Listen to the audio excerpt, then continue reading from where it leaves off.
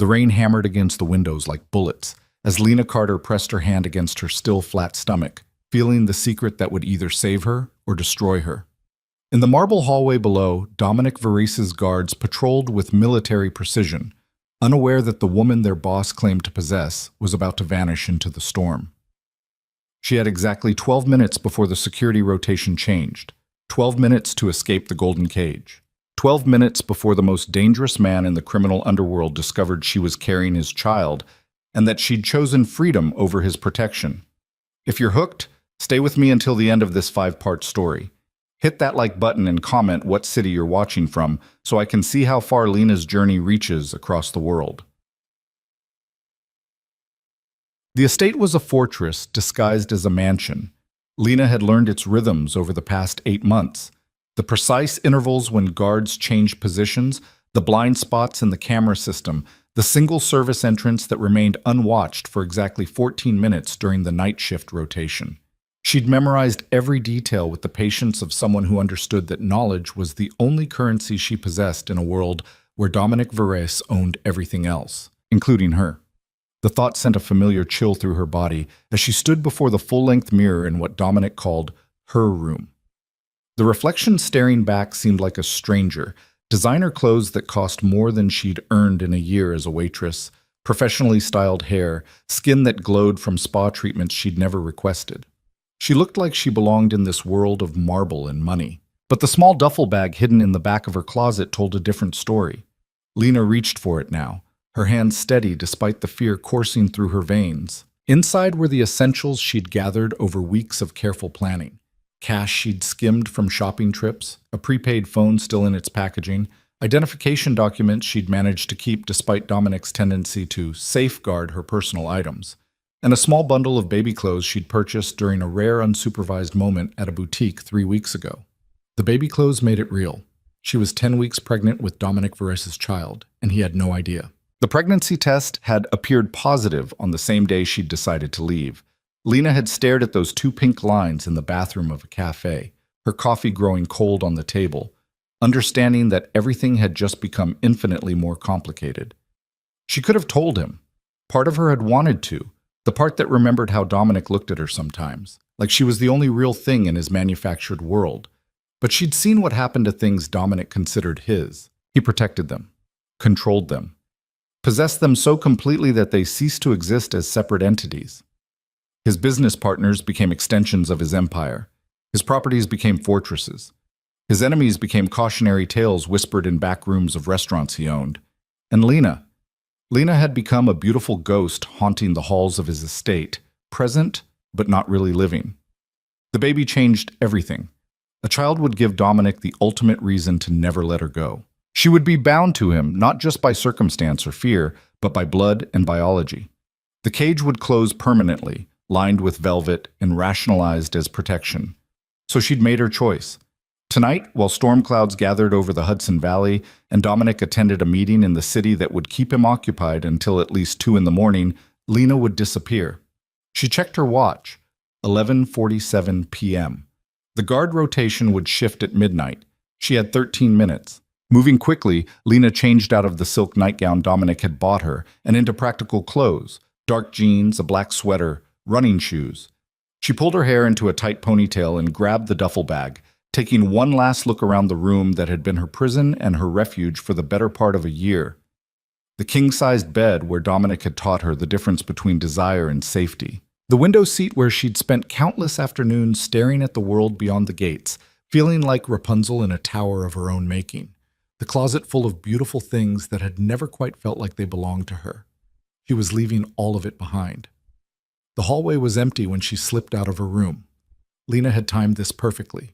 The cameras in this wing were on a rotation that created a 3-minute blind spot between sweeps. She moved quickly but quietly, her soft-soled shoes making no sound on the imported Italian marble that Dominic had specifically chosen because it reminded him of his grandmother's house in Sicily. He told her that story one night, his head on her lap, his guard down in a rare moment of vulnerability. Lena had stroked his hair and listened to him talk about the woman who'd raised him after his parents died. The woman who'd taught him that family was everything and loyalty was sacred. She pushed the memory away. Sentiment was a luxury she couldn't afford. The service stairs were exactly where her mental map told her they would be, hidden behind a door that looked like part of the wood paneling. Lena's heart hammered as she descended, each step taking her closer to freedom or disaster. At the bottom, she paused, listening for voices or footsteps. Nothing. The kitchen was dark, illuminated only by the ambient light from appliances and the storm raging outside. Through the window, Lena could see sheets of rain turning the manicured grounds into a watercolor painting. The service entrance was 20 feet away. Through the mudroom and past the security panel, she'd watched the housekeeper disarm 100 times. She'd memorized the code 0827. Dominic's birthday, because for all his sophistication about security, he was sentimental about the strangest things. The panel beeped softly as she entered the numbers, and Lena held her breath, waiting for alarms to scream or lights to flood the grounds. Instead, there was a quiet click as the lock disengaged. She was out. The rain hit her like a physical force, immediately soaking through her clothes despite the jacket she'd pulled from the mudroom. Lena didn't care.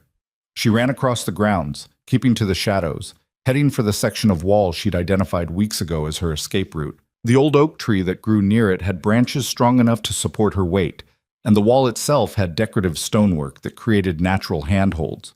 Climbing in the rain was harder than she'd anticipated. The bark was slick, her hands kept slipping, and the wind kept trying to tear her from the tree. But fear was an excellent motivator, and the thought of Dominic discovering her empty room pushed her upward until she was level with the top of the wall. She didn't look down. Looking down would make it real, would show her exactly how far she had to fall if this went wrong. Instead, Lena focused on the branches, on maintaining her grip, on swinging her leg over the top of the wall and finding purchase on the other side. For a moment, she straddled the barrier between Dominic's world and freedom, rain pouring down her face, wind whipping her ponytail like a flag. Behind her, the estate glowed with warm light, beautiful and terrible. Ahead, darkness and uncertainty stretched into the storm. Lena chose darkness. She dropped down the other side, landing hard enough to jar her teeth, but maintaining her footing. Then she was running, sprinting through the woods that bordered the estate, putting distance between herself and the only home she'd known since Dominic had pulled her from her shabby apartment and into his world of luxury and control. The memory came anyway, sharp and clear, despite her attempt to focus on the present. 8 months earlier, the diner's fluorescent lights had been flickering for 3 weeks, giving everyone who worked there a perpetual headache. Lena had learned to ignore it, just like she'd learned to ignore the persistent leak in the ceiling, the temperamental coffee maker, and the way her manager looked at her legs when he thought she wasn't paying attention. It was nearly midnight on a Tuesday, the dead zone between late dinner and the drunk crowd that would start filtering in around 1. Lena was wiping down tables and trying to calculate whether her tips would be enough to cover both her electric bill and her phone bill this month when the bell above the door chimed. She'd looked up and seen him, a man who clearly didn't belong in a diner with cracked vinyl booths and a menu that hadn't changed since 1987. He wore a suit that probably cost more than her car, had eyes that cataloged everything in the room within seconds, and moved with the kind of controlled grace that suggested danger wrapped in expensive tailoring. "Coffee," he'd said, sliding into a corner booth with sight lines to both entrances. "Black." Lena had brought him his coffee, noting the way his hands were scarred despite the obvious wealth, the way he sat like someone accustomed to being obeyed. She'd seen men like him before, not personally, but in the news and whispered conversations, in the way they moved through the world like they owned it, because they did. "Anything else?" she'd asked, ready to retreat to safety behind the counter. "Your name." It wasn't a question. Lena's stomach had tightened, but she'd kept her voice steady. "Lena." "Lena." He'd said it like he was tasting it, testing how it felt. "I'm Dominic. You work here every night?" "Most nights." "You like it?" The laugh had escaped before she could stop it. "Do I like working minimum wage plus tips in a diner that smells like grease and regret? It's a dream come true." Instead of being offended by her sarcasm, Dominic had smiled, a real smile that transformed his face from intimidating to almost beautiful. "Sit with me." "I'm working. I'll buy out the diner for an hour. Sit." And she had, against every instinct screaming that this man was dangerous, that getting involved with someone like him was a catastrophic mistake. But there was something about the way he looked at her, really looked at her, not through her or at her body or past her to something more interesting that made her stay. They talked until 3 a.m. He told her about growing up in Brooklyn, about building something from nothing, about the weight of legacy and expectation. She'd told him about community college classes she couldn't afford to continue, about the father who died leaving nothing but debt, about dreams she'd packed away because survival took precedence. When he'd left, he'd put a $100 bill under his empty coffee cup and told her he'd be back. He had been. Every night for 2 weeks, always taking the same booth, always ordering black coffee, always staying until her shift ended to walk her to her car. Lena had known what he was. You didn't live in the city without learning to recognize the hierarchy of power. But she'd let herself believe that maybe, just maybe, she could touch something beautiful without getting burned. The night he'd asked her to leave with him, she'd said yes. It was supposed to be temporary. A week in his world, seeing how the other half lived, then back to her reality with enough money to pay off her debts and maybe, finally, finish school. He'd promised her that much, and Dominic kept his promises.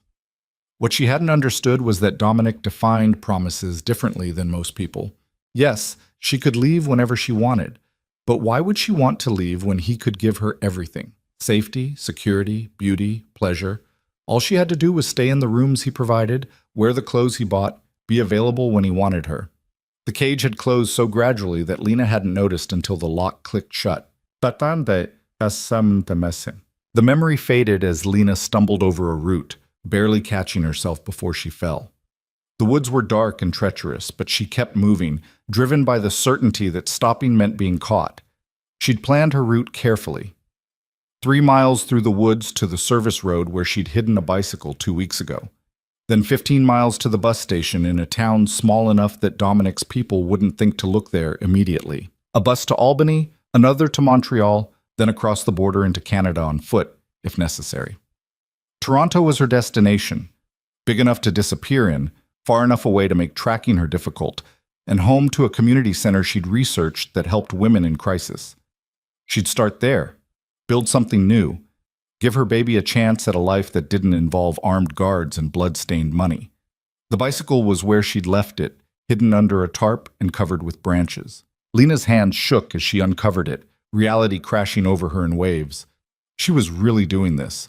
She was running from Dominic Verres, a man whose reach extended across the entire eastern seaboard, whose connections included judges and senators and police chiefs. But she was also running towards something: freedom, autonomy, the chance to be more than a beautiful possession. She was running for her baby. The thought steadied her hands. Lena mounted the bicycle and started pedaling, the rain still falling but lighter now, as if the storm was losing interest. The road stretched ahead of her, dark and uncertain, but it was hers to travel. Behind her, Dominic's estate disappeared into the darkness. She didn't look back. Heat. The bus station in Millbrook was exactly as depressing as she'd expected. Fluorescent lights, plastic chairs bolted to the floor, and a ticket counter staffed by a woman who looked like she'd given up on life around the same time the Berlin Wall fell. Lena bought her ticket with cash, keeping her head down, trying to look like just another tired traveler rather than a woman fleeing from danger. The next bus to Albany left in 40 minutes. She found a seat as the corner where she could watch both entrances and clutched her duffel bag like it contained everything that mattered. Because it did. The minutes crawled past. Every person who entered the station made her heart race. Every car that pulled up outside could be Dominic's people coming to drag her back. But gradually, impossibly, the 40 minutes passed without incident. When the bus finally arrived and Lena climbed aboard, settling into a seat near the back, she let herself breathe properly for the first time in hours. The bus pulled out of the station, leaving Millbrook behind, and she watched the darkness roll past the window, feeling something like hope beginning to bloom in her chest. She'd done it. The first step was complete. Albany passed in a blur. Another bus station, another ticket purchased, another few hours of nervous watching. Then Montreal, where the real test came, crossing the border without triggering any alerts Dominic might have arranged. But either his reach didn't extend this far, or he hadn't discovered her absence yet because the border guard barely glanced at her identification before waving her through. Canada welcomed her with early morning light and the promise of a fresh start. Toronto materialized from the highway like a city from a dream. Tall buildings and busy streets and thousands upon thousands of people who didn't know her, didn't know Dominic, didn't care about the complicated history she was trying to escape. She could disappear here. The community center was in a neighborhood that reminded her of where she'd grown up. Not wealthy, but not desperate, full of people just trying to get by. Lena stood outside for a long moment, gathering her courage, before pushing through the doors. The woman at the front desk had kind eyes and patience for Lena's stammered explanation that she needed help finding housing, finding work, finding a way to start over. They didn't ask questions she couldn't answer. They didn't demand explanations. They just helped. Within a week, Lena had a small apartment in a building that was clean if not luxurious, a job washing dishes at a restaurant that didn't ask about work visas, and an appointment at a prenatal clinic that operated on a sliding scale. She was building a life. It wasn't the life she'd imagined during those long afternoons staring out the window of Dominic's estate, but it was hers. She controlled her own schedule, chose her own clothes, decided what she ate and when she slept, and how she spent her limited free time. The poverty was familiar, almost comforting after months of abundance she'd never asked for. And slowly, carefully, she let herself believe she might actually be free. The baby grew inside her, making its presence known with waves of nausea that sent her running to the bathroom during her shifts, with the gradual thickening of her waist that forced her to buy secondhand clothes a size larger. Lena found herself talking to it sometimes, late at night in her small apartment, telling her child about the life they would build together. "You're going to have choices," she whispered, one hand on her stomach. "You're going to have freedom. I promise you that." The prenatal appointments became her anchor, a reminder that she was doing this for someone other than herself, that her flight wasn't just about escape, but about creating possibility. The nurse practitioner who saw her was gentle and thorough, never commenting on the absence of a partner or asking about the baby's father. Lena was grateful for the discretion. 3 months passed, then 4. Lena's stomach rounded, her body changing in ways that were both frightening and miraculous. She worked her shifts, saved what little money she could, attended prenatal classes at the community center with other women who were also navigating motherhood alone. She was happy. Not the intoxicating, dangerous happiness she'd felt in Dominic's arms, but something quieter and more sustainable. The happiness of waking up and choosing how to spend her day. The happiness of knowing that she was building something real. But happiness, Lena was learning, was a fragile thing. The roses arrived on a Tuesday afternoon in her 5th month of pregnancy. Lena had just returned from her shift, exhausted and craving the terrible instant noodles that had become her comfort food, when she found the bouquet sitting outside her apartment door. Blood-red roses, exactly 2 dozen, arranged with the kind of precision that cost money. Her hands shook as she picked up the card tucked among the thorns. "Did you really think I wouldn't find you?" D. The world tilted. Lena grabbed the doorframe to steady herself, the roses falling from her nerveless fingers to scatter across the hallway floor. No, this wasn't possible. She'd been so careful, had covered her tracks, had built a new life far from anywhere Dominic would think to look. But of course he'd found her. She'd been naive to think otherwise. Dominic Varese didn't let things go, and he certainly didn't let people walk away from him. She wasn't a person to him. She was a possession that had been misplaced and now needed to be recovered. Lena stumbled into her apartment and locked the door, knowing even as she did that locks meant nothing to a man like Dominic. If he wanted to get to her, he would. The only question was when and how. The answer came 3 days later. She was leaving the restaurant after her shift, mentally calculating whether she could afford both groceries and the electric bill this month, when a car pulled up beside her. Black, expensive, familiar. The back window rolled down, and there he was. Dominic looked exactly as she remembered. Sharp suit, sharper eyes, the kind of controlled power that made people instinctively step back. But there was something new in his expression, something she couldn't quite read. "Get in the car, Lena." It wasn't a request. No. The word came out stronger than she felt. "We're having a conversation. You can have it here on the street where people might overhear things you'd prefer stayed private, or you can have it in privacy and comfort. Your choice." He was right. Lena could feel eyes watching from nearby buildings, see curtains twitching in windows. Making a scene would only draw attention she couldn't afford, and if Dominic decided to take her by force, there was nothing she could do to stop him. She got in the car. The interior smelled like leather and money and Dominic's cologne, a scent she'd tried hard to forget. He was sitting across from her, close enough to touch, separated by the small distance of luxury vehicles and the enormous gulf of everything she'd fled from. "You've been busy," he said, his voice carefully neutral. "New country, new name, new life. Very thorough. How did you find me?" Lena kept her hands on her stomach, a protective gesture she couldn't quite suppress. "Does it matter?" Dominic's eyes followed the movement, something flickering across his face. "I have resources. You knew that when you ran." "I didn't run. I left." Semantics. The driver was pulling into traffic, heading somewhere Lena didn't recognize. She thought about jumping out at a red light but dismissed the idea immediately. Even if she could move fast enough, which she doubted given her pregnancy, Dominic would catch her before she made it 3 steps. She was trapped. Again. "Where are we going?" "The Ritz-Carlton. I've taken the penthouse suite for the week." Dominic was still watching her with that unreadable expression. "We're going to talk, Lena, really talk. And then you're going to tell me what the hell you were thinking." The hotel materialized around them, all glass and marble and the kind of ostentatious luxury that Lena had once found appealing. Now it just reminded her of the cage she'd fought so hard to escape. Security guards nodded at Dominic as he guided her through the lobby with a hand on her lower back, proprietary and possessive. The penthouse was ridiculous. Multiple rooms, floor-to-ceiling windows overlooking the city, furniture that probably cost more than Lena would earn in a year. Dominic dismissed the staff with a gesture and turned to face her properly for the first time. That's when he saw. Lena watched his eyes drop to her stomach, saw the exact moment he registered the swell beneath her loose shirt, saw understanding crash over his features like a wave. "You're pregnant." His voice was carefully controlled, but she could hear the storm beneath it. "Yes." "How far along?" 22 weeks. She saw him doing the math, saw the moment he reached the conclusion. His face went perfectly still, the way it did when he was processing something that threatened his careful control.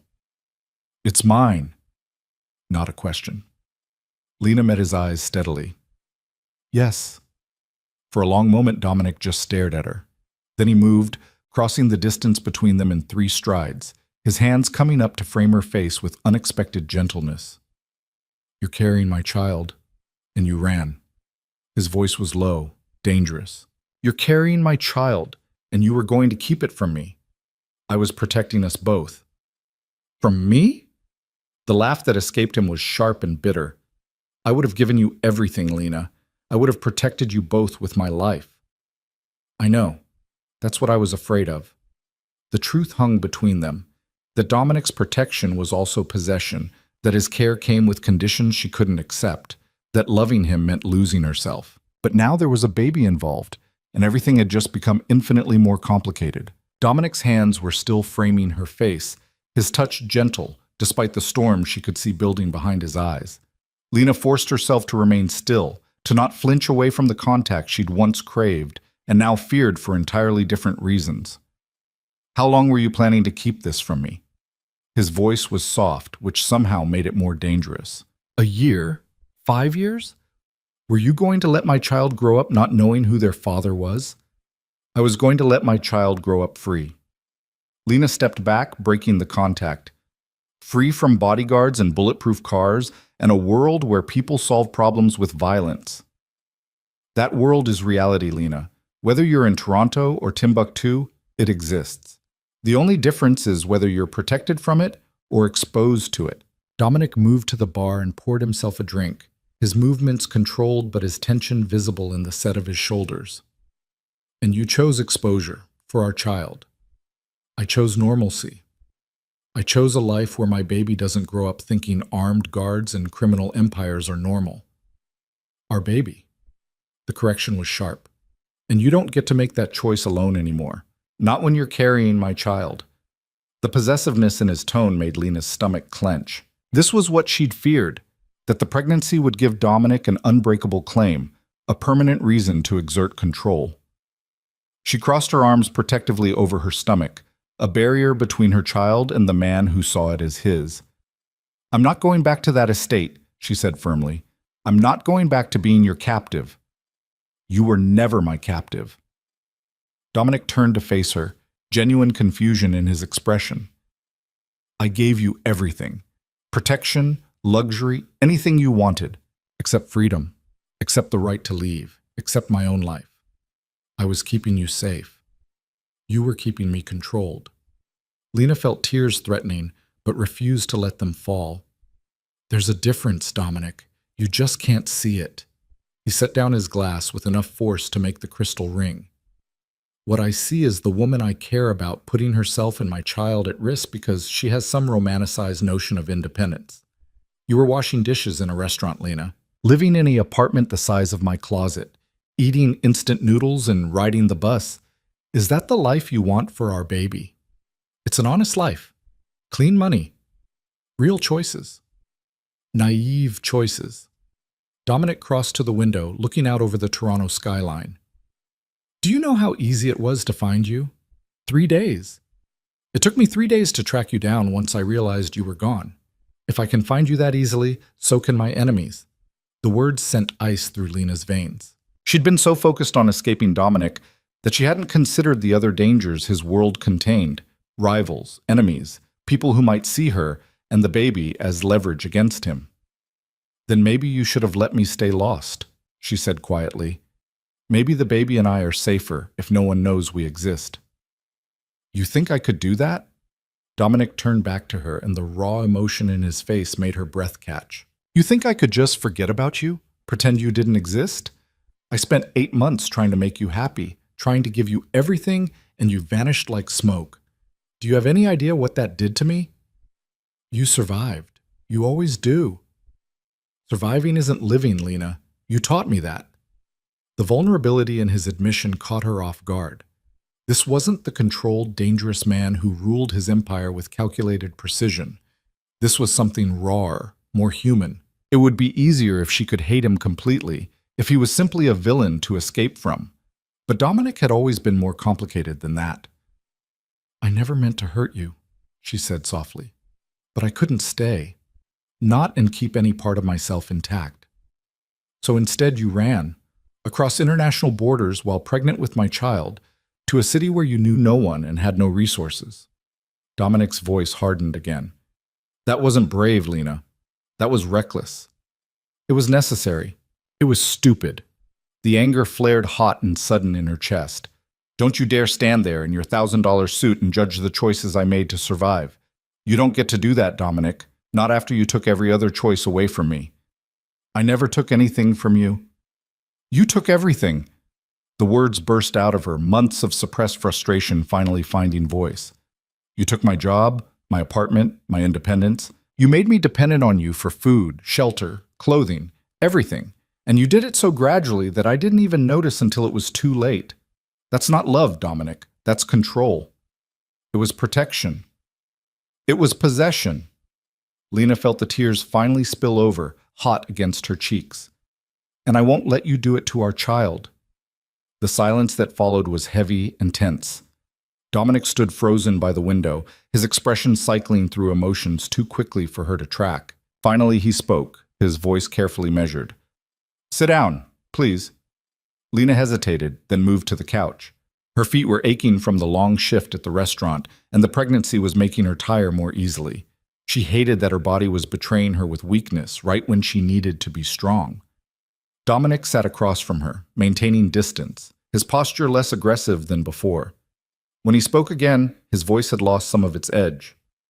"Tell me about the pregnancy. Have you been getting proper prenatal care?" The shift in topic threw her. Yes, there's a clinic. They've been monitoring everything." "And? The baby's healthy?" "As far as they can tell, yes. I'm due in early September." Something softened in Dominic's expression. "September. A summer baby." He paused. "Do you know if it's a boy or girl?" "I didn't want to know. I wanted to be surprised." "That's very you." A ghost of a smile touched his lips, always preferring mystery to certainty. "Sometimes certainty is overrated, and sometimes mystery is dangerous."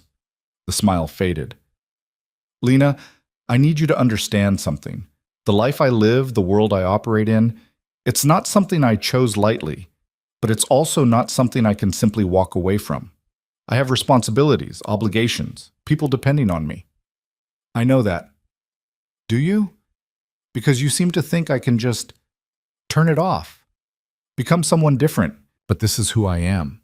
This is who I've always been. Lena met his eyes steadily. Then maybe we're incompatible.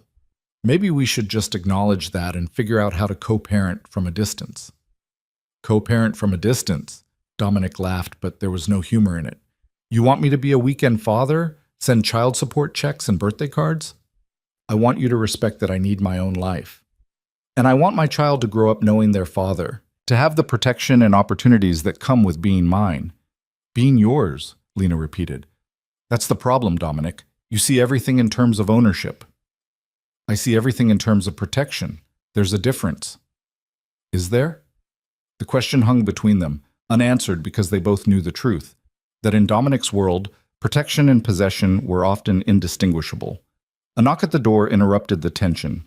Dominic rose smoothly, checking his phone before answering. A man in a dark suit entered, carrying several shopping bags that he set on the dining table before leaving without a word. What's that? Lena asked suspiciously. Dinner. I assumed you hadn't eaten. Dominic began unpacking containers of food, Thai cuisine from a restaurant Lena vaguely recognized as expensive and exclusive. You used to love Pad See You. I didn't know if your tastes had changed. The gesture was so unexpectedly thoughtful that it disarmed her. Thank you. Don't thank me. Just eat. You're too thin. They ate in silence, the tension easing slightly as hunger took precedence over argument. The food was delicious, far better than anything Lena had eaten in months, and she found herself eating more than she'd intended. Dominic watched her with an expression she couldn't quite read. When did you start showing? He asked finally. Around 4 months. I've been wearing loose clothes to hide it. Why? Who are you hiding from? Everyone. You. Myself.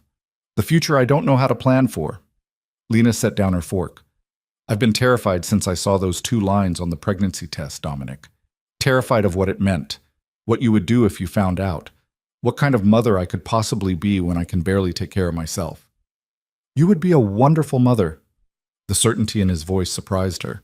You're strong, resourceful, protective, everything a child needs, except stable, except secure, except sure that I can keep them safe. That's where I come in.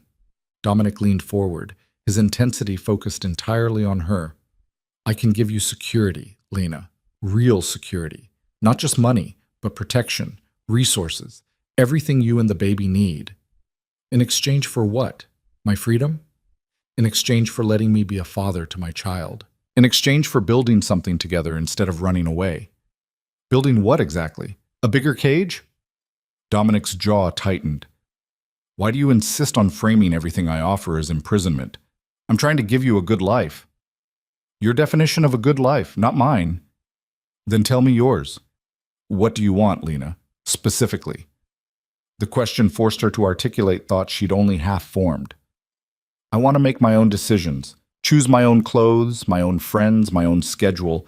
I want to work if I want to work, or study, or just take care of the baby without someone watching over my shoulder constantly. I want to feel like a person, not a possession. Done. She blinked. What? Done. You can have all of that. Dominic pulled out his phone and started typing. I'll have my lawyers draw up an agreement.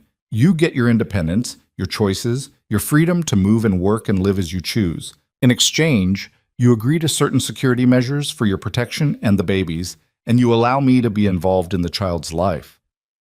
Just like that? You're just agreeing? I'm negotiating. There's a difference. He looked up from his phone. But yes, if those are your terms, I'll meet them, within reason. Lena's mind raced, trying to find the trap she was certain existed. What's within reason? You don't take unnecessary risks. You accept basic security, guards when needed, secure housing, that sort of thing. You consult with me on major decisions regarding the child's welfare. And you don't disappear again. And if I want to leave? If I want to move somewhere else? Then we discuss it like adults and come to an agreement. I'm not asking you to be my prisoner, Lena.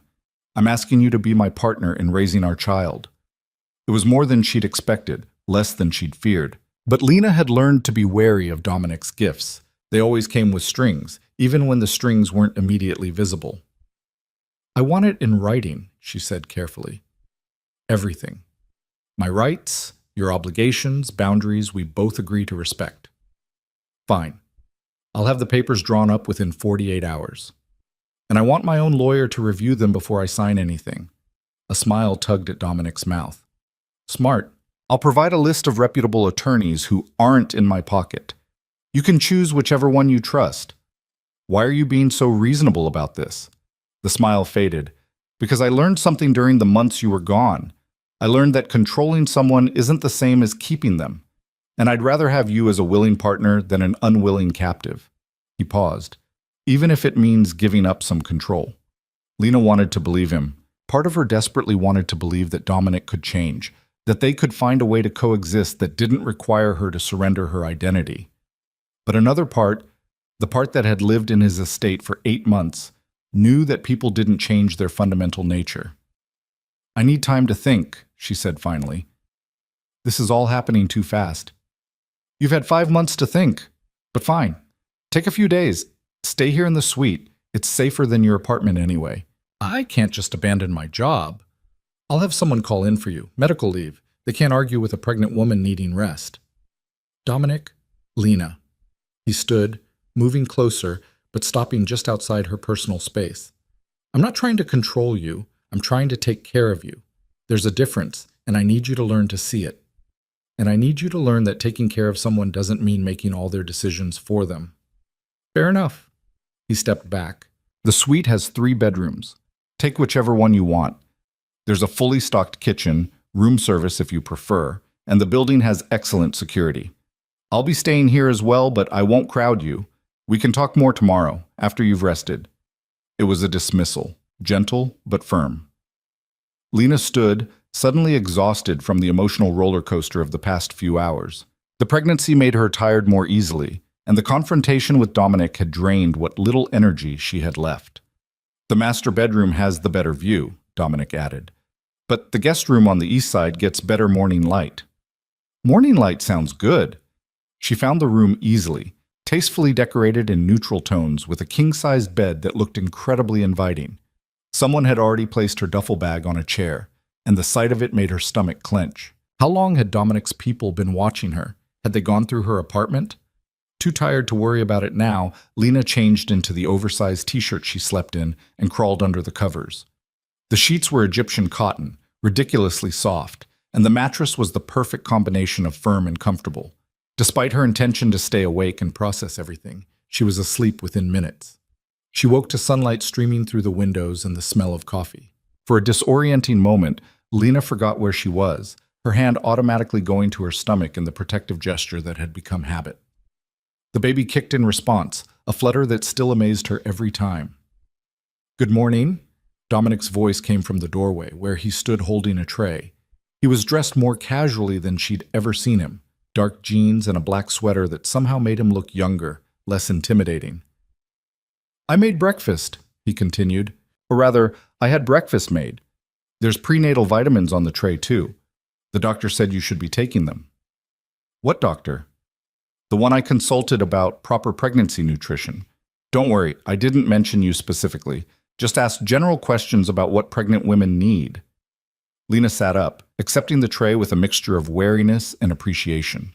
Scrambled eggs, whole wheat toast, fresh fruit, orange juice. Simple, but perfectly executed. You didn't have to do this, she said. I wanted to. Dominic sat in the chair by the window, maintaining distance. I've been thinking about what you said last night, about control versus care. You're right that I've been overbearing. It comes from growing up in a world where showing weakness gets you killed. But you're not my enemy, and I need to stop treating you like you need to be managed. The admission surprised her. That's very self-aware of you. I've had 8 months to think about where I went wrong, to replay every conversation, every decision, trying to figure out when you stopped being happy with me. He looked out the window. I think I always knew. on some level. I just didn't want to acknowledge it because acknowledging it would mean changing, and change is dangerous in my world. Change is necessary in every world. Maybe, but it's harder for some people than others. He turned back to her. I've arranged for a lawyer to meet with you this afternoon. Rebecca Martinez. She specializes in family law and has no connection to me or my business. She'll review whatever agreement we draw up and make sure your interests are protected. Just like that? You're really going to give me legal protection against yourself? I'm really going to try to do this the right way. Dominic stood. Eat your breakfast. The vitamins are important. I'll be in the study if you need anything. He left before she could respond, closing the door softly behind him. Lena stared at the space where he'd been, trying to reconcile this version of Dominic with the man who had controlled every aspect of her life for 8 months. People could change, she supposed. The question was whether the change was genuine or just another form of manipulation.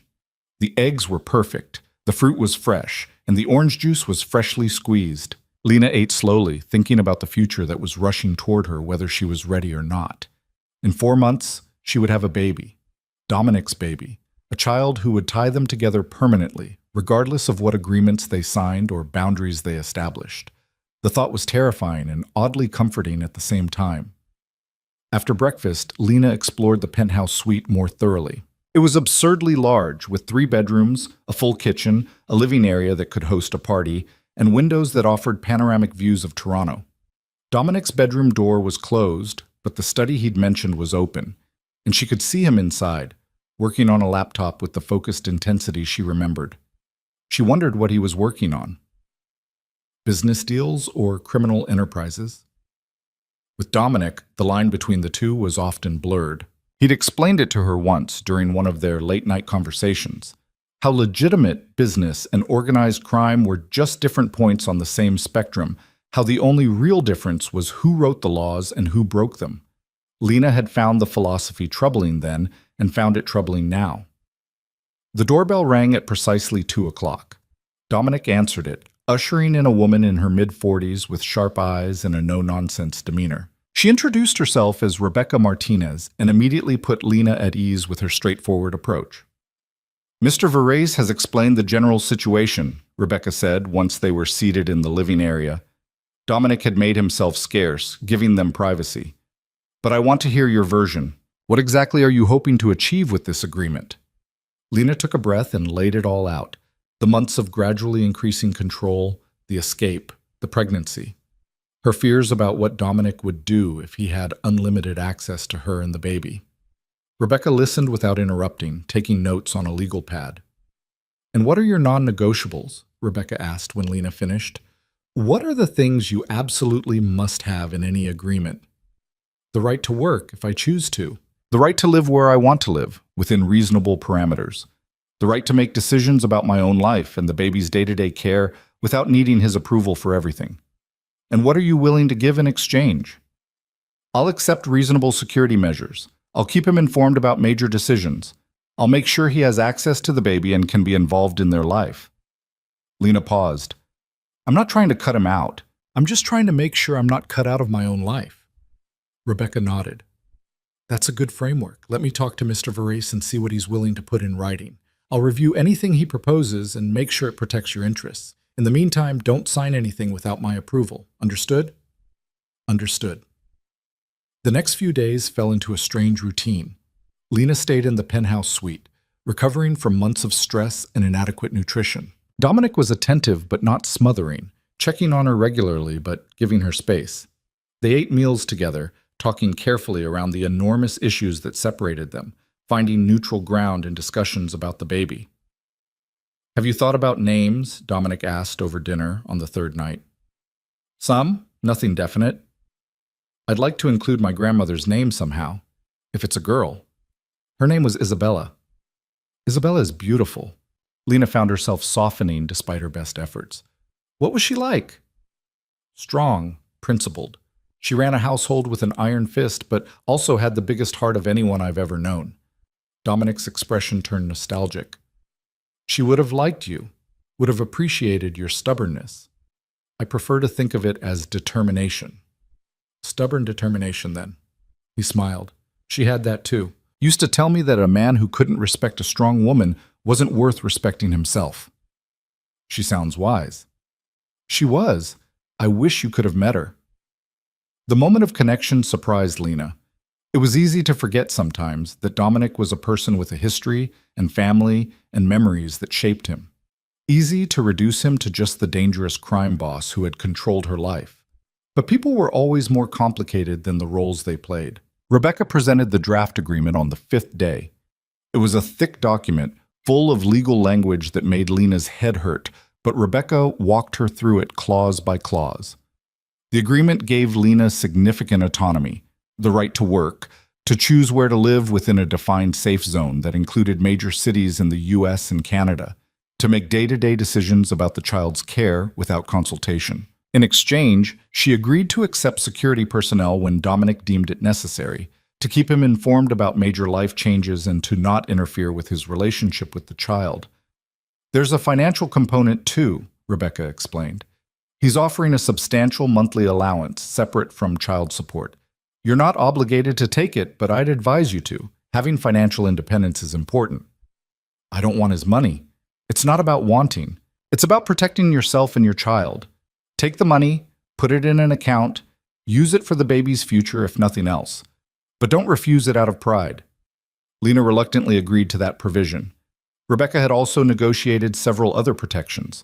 Limits on how much surveillance Dominic could conduct, requirements that he respect her privacy, clauses that allowed her to modify the agreement if circumstances changed substantially.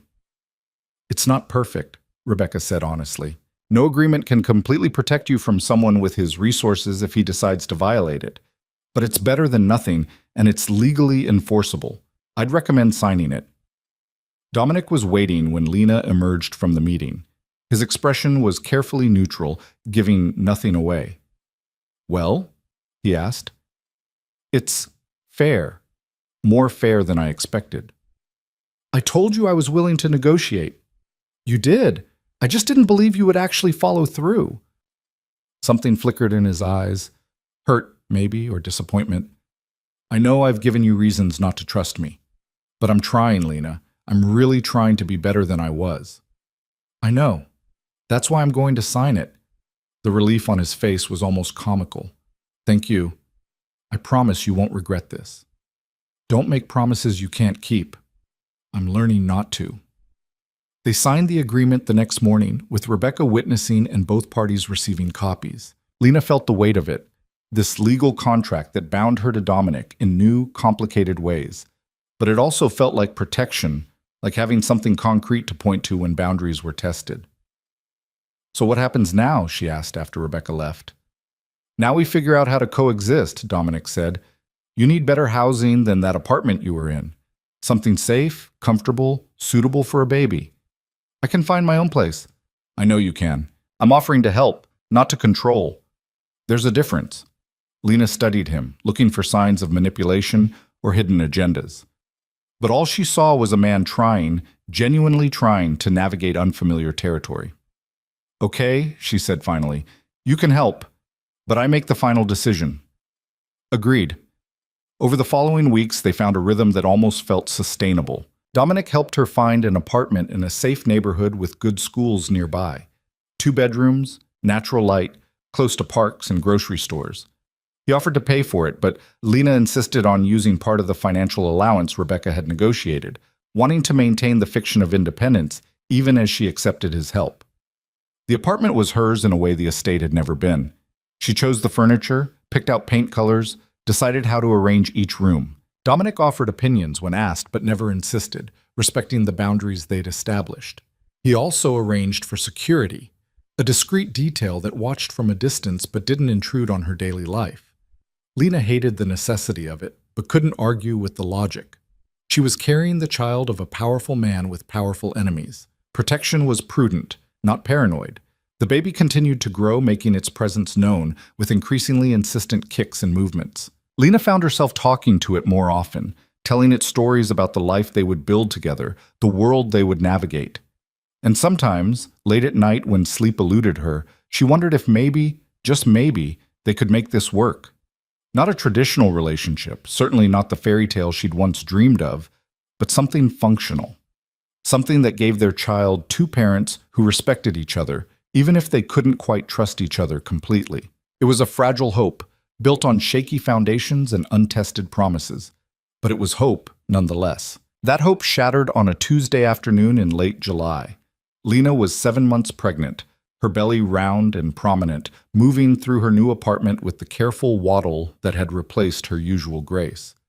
She'd just returned from a prenatal appointment. Everything was progressing normally, the baby was healthy and active, her blood pressure was good. The doctor had smiled and told her she was doing everything right. She was unlocking her apartment door, juggling her purse and the pregnancy books the clinic had given her, when she felt it. The prickle at the back of her neck that meant someone was watching. She turned, scanning the hallway, but saw nothing unusual, just the normal afternoon emptiness of a residential building. Still, the feeling persisted. Lena stepped inside quickly and locked the door behind her, then moved to the window. The street below looked normal, cars passing, people walking, the city carrying on with its daily rhythm. But there, parked across from her building, was a dark sedan that hadn't been there this morning. As she watched, a man in the passenger seat lifted binoculars to his eyes, pointing them directly at her window. Not Dominic's security. She knew what his people looked like: professional, discreet, trained to blend in. This was something else. Something wrong. Her phone was in her hand before she consciously decided to call him. Dominic answered on the second ring. "Lena? What's wrong?" "There's someone watching my apartment, a dark sedan across the street. It's not your people." "Get away from the window, now!" The command in his voice was absolute. She heard movement on his end, voices in the background issuing rapid orders. "Are you sure it's not my security detail?" "Positive. Your people don't use binoculars." "Fuck." More voices, more movement. "Listen to me very carefully. Go to your bedroom, lock the door, and move the dresser in front of it. Stay away from windows. My people are already moving. They'll be there in 3 minutes." "Dominic, what's happening?" "I don't know yet, but I'm not taking chances. Do what I said. Now." Lena moved, her pregnant body protesting the sudden urgency. She made it to the bedroom and was struggling to move the heavy dresser when she heard the apartment door crash open. Her blood turned to ice. "Dominic! I'm here. I'm right here. Talk to me, Lena. What do you hear?" Footsteps, heavy. Multiple people, moving through her apartment with purpose. "They're inside," she whispered, pressing herself against the wall beside the window, her hand instinctively covering her stomach. "There's more than one. My people are 60 seconds out. You just need to hold on for 60 seconds. Can you do that?" "I don't have a choice." The bedroom door handle rattled. Then something heavy hit the door, making it shudder in its frame. They were trying to break through. "Dominic?" 30 seconds. You're going to be fine. I promise you, Lena. You're going to be fine." Another hit. The door splintered but held. Lena looked around desperately for anything she could use as a weapon.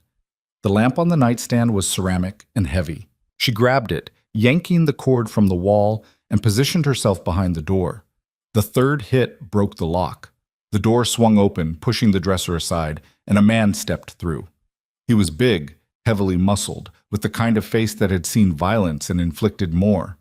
His eyes swept the room and landed on Lena. "There you are," he said, his accent placing him somewhere in Eastern Europe. "The boss wants to talk to you." "I'm not interested in talking to your boss. Wasn't really a request, sweetheart." He moved toward her, and Lena swung the lamp with all her strength. It connected with his shoulder instead of his head, making him grunt but not stopping him. He grabbed her wrist, twisting until she dropped the lamp, then yanked her forward. "Let go of me!" Lena struggled, panic flooding through her. The baby. She had to protect the baby. "Stop fighting, and this goes easier for everyone."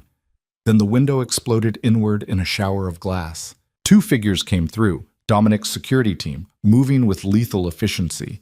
The man holding Lena released her to face the new threat, and she stumbled backward, her hands going to her stomach protectively. What followed happened too fast to process. Violence erupted in her bedroom, bodies colliding, the sound of impacts and grunts and things breaking. Lena pressed herself into the corner, making herself as small as possible, feeling the baby kick frantically inside her as if sensing the danger. It was over in less than 30 seconds. The intruder was on the floor, restrained and bleeding from a broken nose.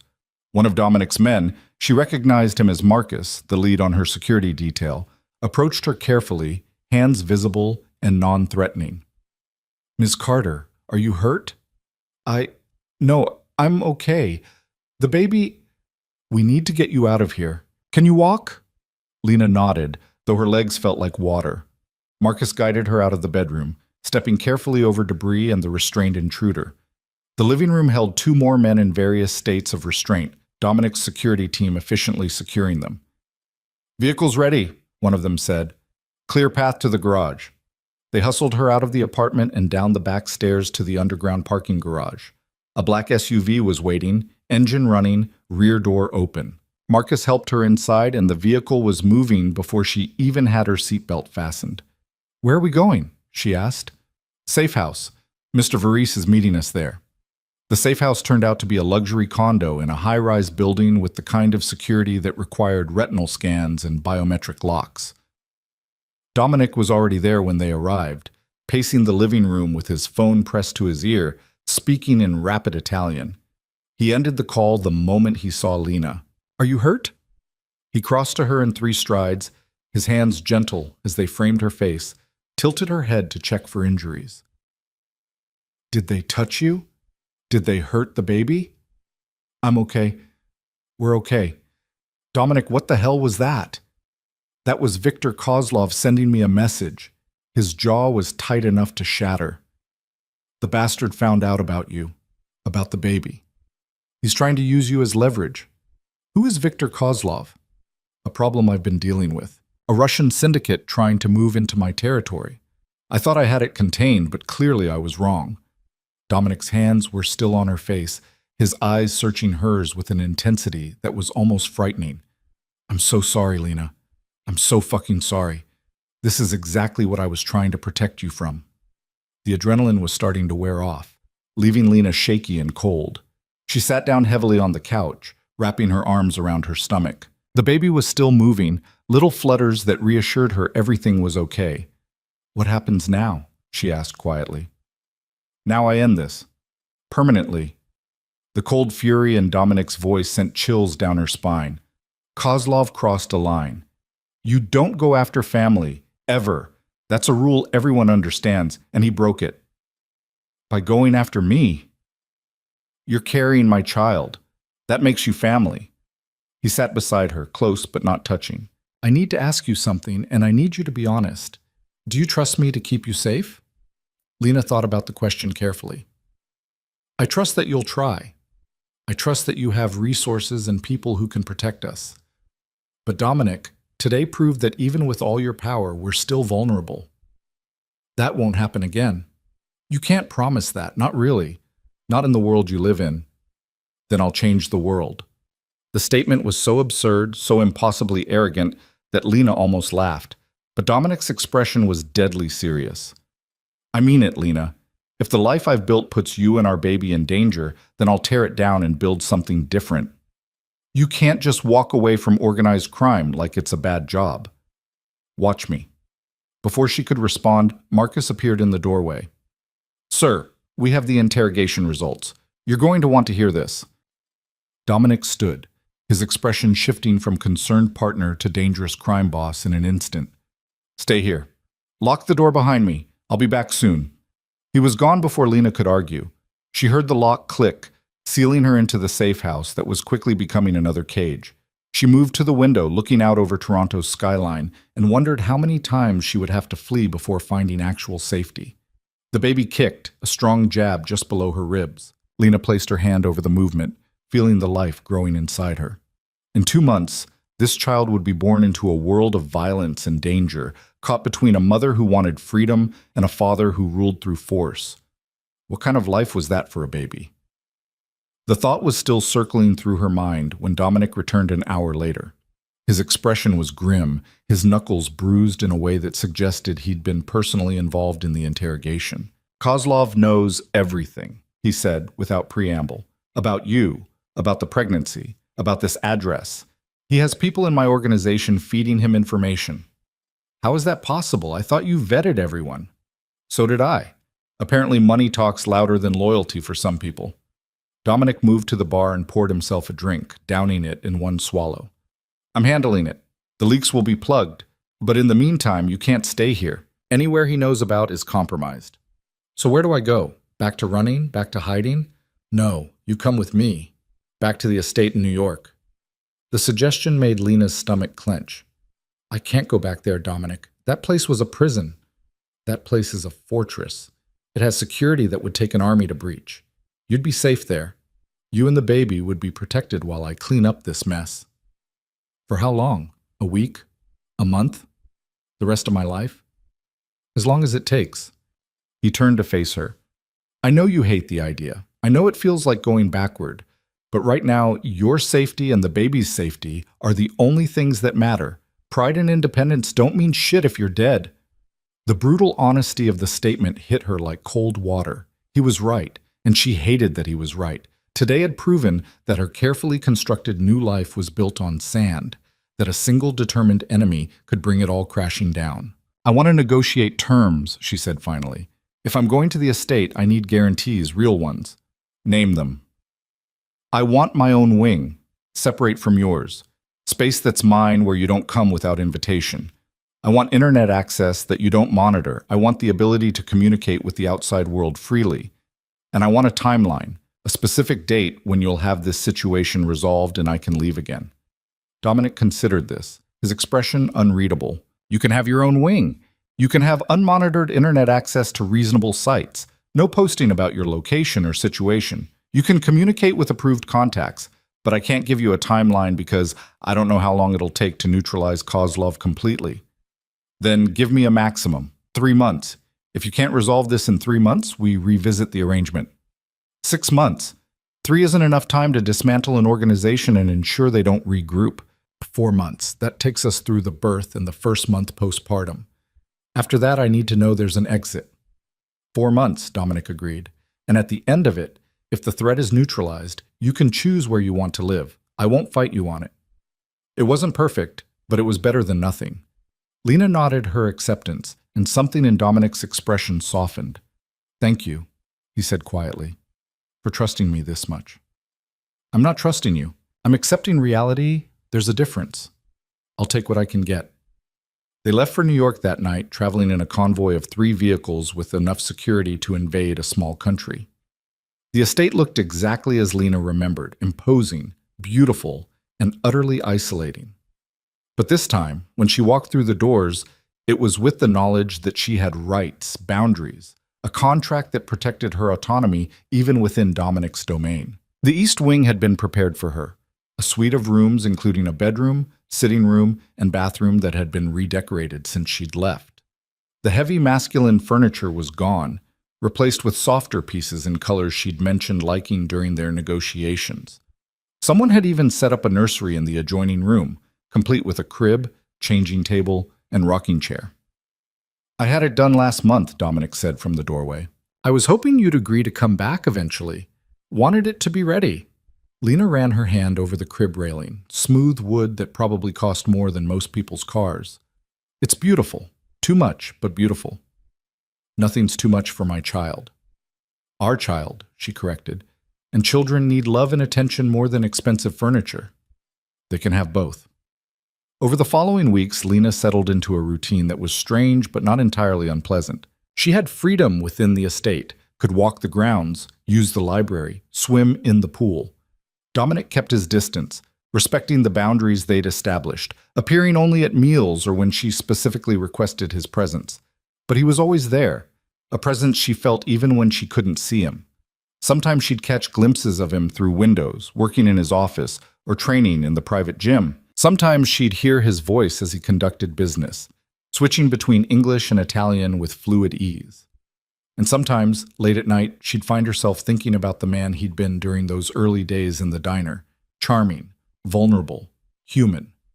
She wondered if that version of him still existed somewhere beneath the crime boss exterior, or if it had been swallowed entirely by the world he inhabited. The baby's kicks grew stronger as August arrived, turning from flutters to definite movements that sometimes took her breath away.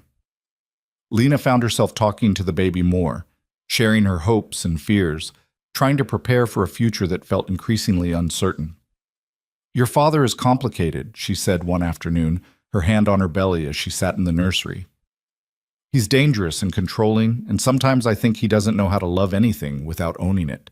But he's also trying. He's actually trying to be better. I don't know if that's enough, but it's something. Talking to yourself? Lena jumped, turning to find Dominic in the doorway. She hadn't heard him approach. Talking to the baby, she corrected. The books say they can hear voices in the womb, that it helps with bonding. What are you telling them about me? His tone was light, but she could see the genuine curiosity in his eyes. The truth, that you're complicated. That's diplomatic. He stepped into the room, moving slowly as if approaching a skittish animal. May I? He gestured to her stomach, and after a moment's hesitation, Lena nodded.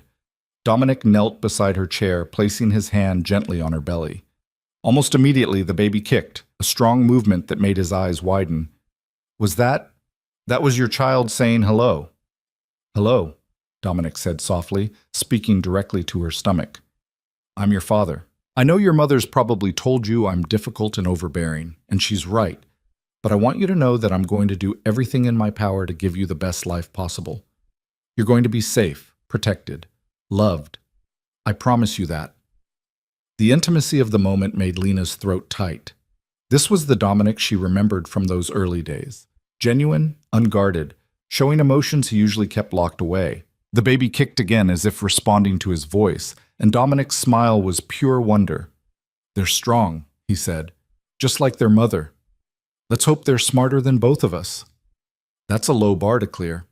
He stayed kneeling there, his hand on her stomach, until the baby settled. When he finally stood, his expression had shifted to something more serious. I have news about Kozlov. Lena's stomach tightened. What kind of news? We've located his base of operations. I'm moving against him tomorrow night. Moving against him how? The only way he'll understand. Force. Dominic's expression was grim. I need you to understand something, Lena. What I'm about to do, it's going to be violent. People are going to die. And I need to know that you can accept that, because I'm doing it to protect you and our child. You're asking for my blessing to commit murder. I'm asking you to understand why it's necessary. Kozlov won't stop. He'll keep coming after you, after the baby, using you as leverage against me. The only way to ensure your safety is to eliminate the threat permanently. Lena wanted to argue, to find another way, to believe that violence wasn't the only solution. But she'd seen the men who broke into her apartment, had felt the very real terror of being hunted. Sometimes the world didn't offer clean choices, only impossible ones. Do what you have to do, she said finally, but don't tell me the details. I don't want to know. Fair enough. He moved toward the door, then paused. If something goes wrong tomorrow, nothing's going to go wrong.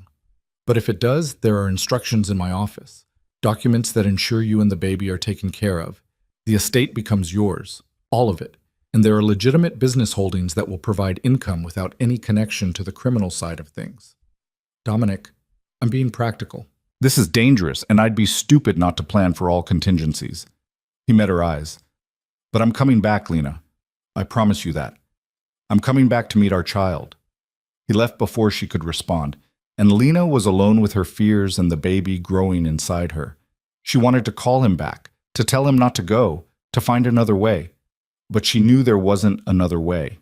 Not in his world. The next 24 hours crawled past with agonizing slowness.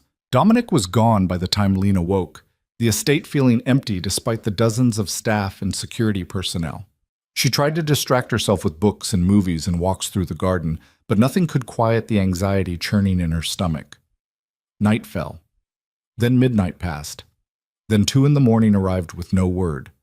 Lena paced her room, one hand on her stomach, silently pleading with whatever force governed the universe to bring Dominic back safely. Not because she loved him, she still wasn't sure what she felt for him, but because their child deserved to have a father, and because somewhere beneath all the complications, she still cared what happened to him. The sun was starting to lighten the eastern sky when she heard vehicles approaching.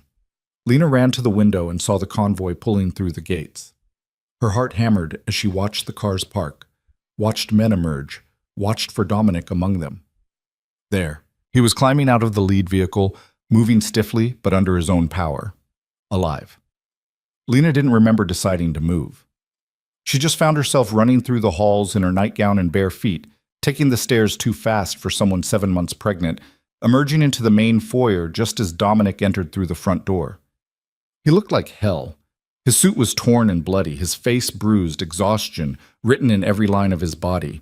But he was alive and whole and there. "Lena?" He seemed surprised to see her. "What are you doing up?" "Waiting for you, you idiot!" The words came out sharper than she'd intended, but she couldn't stop them.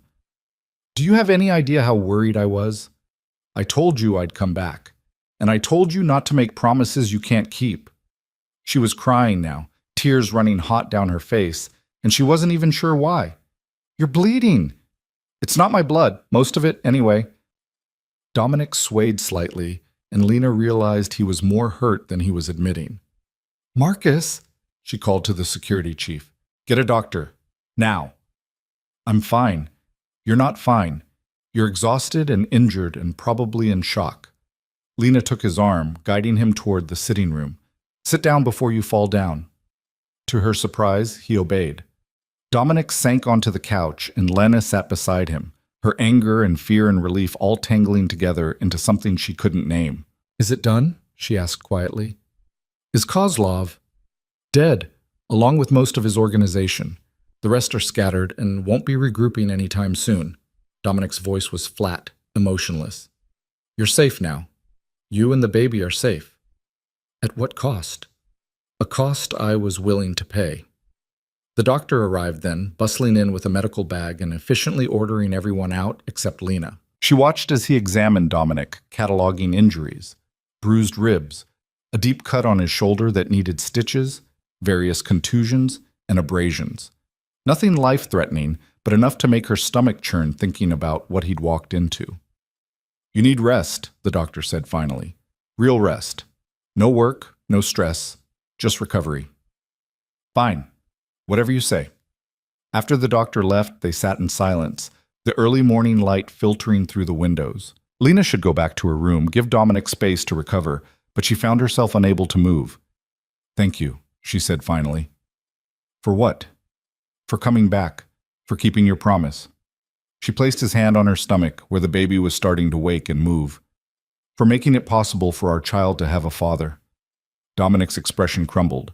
He pulled her close, burying his face against her shoulder, and she felt his body shake with silent sobs. The violence he'd committed, the lives he'd taken, the weight of protecting his family, all of it was crashing over him, and for once, he wasn't trying to maintain the mask of control.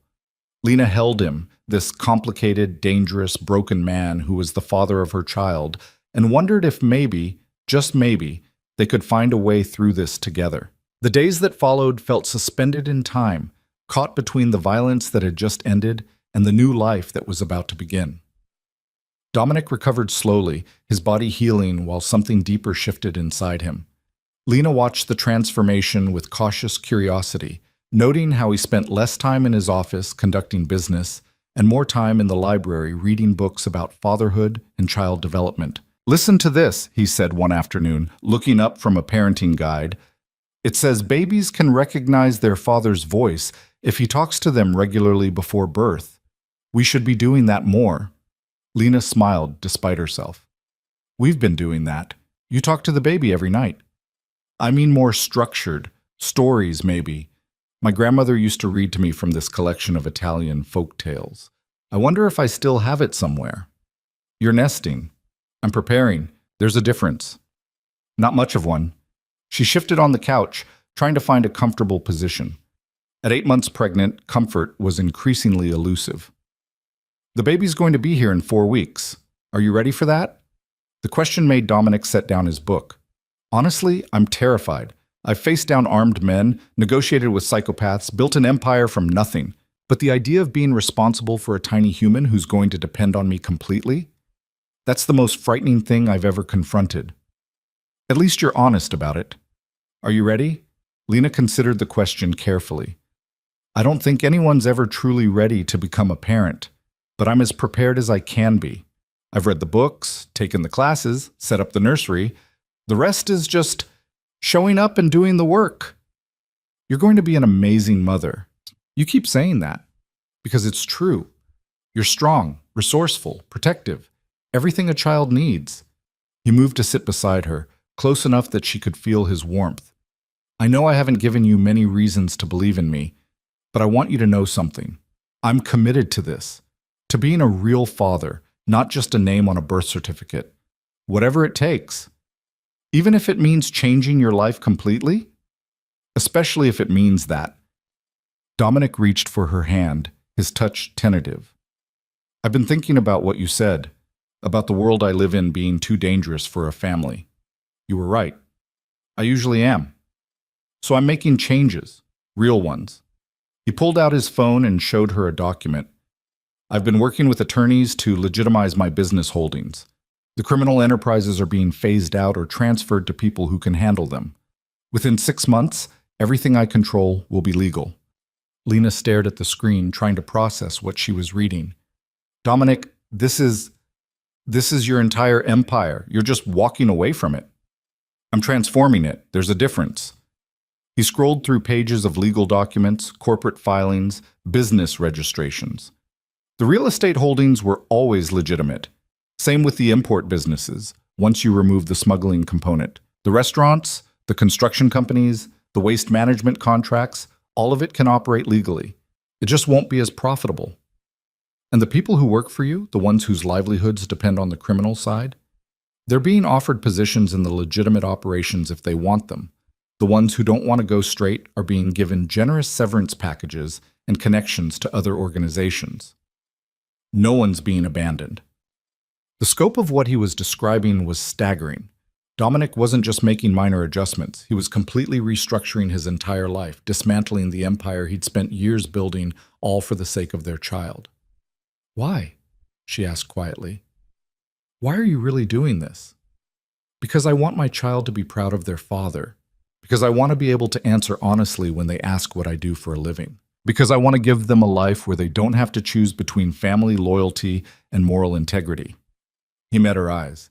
And because I want you to feel safe letting me be part of that life. Really part of it. Not just supervised visits and legal agreements. That's a lot of pressure to put on a baby who isn't even born yet. The baby isn't the pressure. It's the catalyst. For the first time in my life, I have something worth changing for. Someone worth being better for. His hand tightened on hers. 2 someones. Lena felt tears threatening and blamed it on pregnancy hormones rather than the genuine emotion his words stirred. This doesn't change everything between us. You know that, right? We still have a lot of complicated history. I know. I'm not expecting instant forgiveness or for you to suddenly trust me completely. I'm just asking for the chance to prove I can be the kind of man our child deserves. The kind of man you deserve. Before she could respond, the baby kicked hard enough to make her gasp. Dominic's hand was on her stomach immediately, feeling the movement. Strong kick, he said with a smile. Definitely takes after you. Or after you, you're the stubborn one. We're both stubborn. This kid doesn't stand a chance. The moment of levity eased some of the tension, and they sat together in comfortable silence, Dominic's hand on her stomach, feeling their child move and shift. It was the closest they'd been in months, not just physically, but emotionally. And Lena found herself wondering if maybe his transformation was genuine. If maybe, despite everything, they could find a way to build something real. The thought was interrupted by her phone ringing. Rebecca Martinez's name appeared on the screen. I should take this, Lena said, accepting the call. Rebecca, hi. What's up? Lena, I need to ask you something, and I need you to be completely honest with me. Rebecca's voice was tight with concern. Are you at the Varese estate of your own free will? The question sent alarm bells ringing. Yes, of course. Why? Because I received a very concerning anonymous message suggesting you're being held there against your will. It included photos of the estate's security, guard rotations, entry points. Someone's been conducting surveillance. Lena's blood ran cold. When did you receive this? 20 minutes ago. I tried calling immediately, but it went to voicemail. The estate has signal dampening in some areas. Rebecca, who sent this? Do you have any idea? No, it came through an encrypted service, untraceable. But Lena, this is serious. If someone's watching the estate, gathering intelligence, I need to call you back. Lena ended the call and turned to Dominic, who was already on his feet, his expression deadly serious. He'd heard enough of the conversation to understand the implications. "Get Marcus," he said into his phone. "Now, we have a situation." Marcus arrived within minutes, and Dominic quickly briefed him on the situation. The security chief's expression grew increasingly grim as he listened. "We've had no indication of surveillance," Marcus said. "Our counter-surveillance sweeps are thorough. If someone's been watching us, they're using methods we haven't detected." "Then our methods aren't good enough." Dominic's voice was cold. "I want the entire security protocol reviewed and upgraded. Bring in outside consultants if you need to. And I want to know who sent that message to Lena's attorney and why." "On it." Marcus left, already issuing orders into his radio. Lena stood, pacing despite the awkwardness of her pregnant body. "This doesn't make sense. You eliminated Kozlov. His organization is scattered. Who else would target us?" "That's what we're going to find out." Dominic was typing rapidly on his phone, messages flying to various contacts. "But until we know, we need to assume the worst. You're not leaving the estate, period." "I wasn't planning to. I'm 8 months pregnant and the size of a house. I'm not exactly mobile." "I'm serious, Lena. Something about this feels wrong. The timing, the method, the fact that they sent it to your lawyer instead of directly to you. Someone's playing a game, and I don't like it." Over the next few hours, the estate transformed into a fortress. Additional security arrived, surveillance equipment was upgraded, every entry point was reinforced. Dominic's people swept the grounds repeatedly, looking for signs of observation or intrusion. They found nothing. That night, Lena lay in bed unable to sleep, listening to footsteps in the hallways as guards patrolled. The baby was restless too, moving constantly, as if picking up on her anxiety. She was debating whether to get up and walk around when her door opened quietly. "It's just me," Dominic said softly. "I saw your light was on. Can I come in?" "It's your house. It's your room. There's a difference." He entered anyway, closing the door behind him. He was dressed casually in sweatpants and a t-shirt, looking more approachable than he did in his usual suits. "Can't sleep?" "The baby's doing gymnastics. I have to pee every 20 minutes. And someone's apparently watching the estate with unknown intentions. Sleep seems unlikely." "Mind if I stay?" "Just until you fall asleep. I promise I'll behave." Lena should say no. Maintaining boundaries was important, especially now when emotions were running high and fears were amplified. But the truth was, she didn't want to be alone. Not tonight. "Stay," she said, shifting over to make room. Dominic settled on top of the covers beside her, maintaining a careful distance. They lay there in the semi-darkness, listening to the sounds of the estate settling around them. "Tell me something true," Lena said finally. "Something you've never told anyone else." "Why?" "Because I'm scared, and distraction would be helpful, and because I want to know who you really are beneath all the layers." Dominic was silent for so long she thought he might not answer. Then he spoke, his voice quiet in the darkness. "When I was 12, my parents were killed in what everyone said was a car accident, but I knew better. I saw the men following us that day. I saw my father's face when he realized what was happening, and I heard him tell my mother he was sorry, that he'd tried to protect us but failed." He paused. "The accident was staged by a rival family. My grandmother knew it too, but she couldn't prove it, couldn't fight back without starting a war she couldn't win. So we pretended to believe the lie." "Dominic, I spent the next 10 years preparing, learning, watching, building connections and power. And when I was strong enough, I went after every person who'd been involved in killing my parents. It took 3 years, but I found them all. And I made them pay." The revelation hung heavy in the air. Lena had known Dominic's empire was built on violence, but hearing the origin story made it real in a way that statistics and news reports never could. "How old were you when you finished?" she asked. 25. By then, I'd built enough power that no one could touch me. But I was also completely alone. My grandmother had died the year before. I had money and influence and fear, but no one who actually knew me. No one who cared whether I lived or died beyond what it meant for their business interests. That sounds lonely. It was. It is. He turned his head to look at her. Until you walked into that diner with your smart mouth and your refusal to be impressed by money or power, you saw me, Lena, really saw me. Not the boss or the empire or the fear, just Me. Do you have any idea how rare that is? So you decided to collect me like a rare artifact? I decided to hold on to the first real thing I'd found in my life. He reached out slowly, giving her time to pull away, and placed his hand on her stomach. The baby kicked immediately, a strong movement that made them both smile. And now we're creating something even more real. Someone who's going to carry part of both of us into the future. No pressure on the kid. All the pressure. They're going to have to put up with two incredibly stubborn parents who can't seem to figure out how to coexist without either fighting or running away. We're doing better than we were. The bar was underground. We didn't have far to go to improve. Lena laughed despite herself and felt some of the tension ease. They talked for another hour, trading stories and fear and hopes for the future, until finally Lena felt sleep pulling at her. Dominic stayed exactly where he was, his hand on her stomach, his presence somehow comforting rather than threatening. She woke to sunlight streaming through the windows, and Dominic gone, though a note on the pillow said he'd stayed until dawn. The gesture touched her more than it probably should have. The morning brought new developments.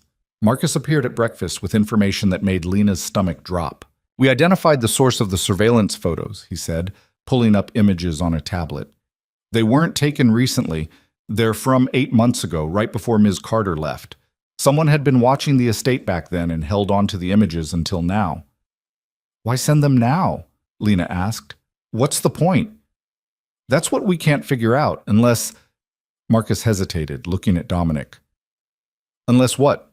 Dominic's voice was dangerous. "Unless someone's trying to make you paranoid, to make you second-guess your security, divide your attention, keep you looking over your shoulder when you should be focused on other things." "Like legitimizing my business operations," Dominic said slowly, "like restructuring my entire empire. Someone who benefits from me staying in the criminal world would have every reason to want me distracted right now." "Who knows about your plans?" Lena asked. "Too many people. The lawyers, the accountants, key personnel who need to be brought into the loop for the transition.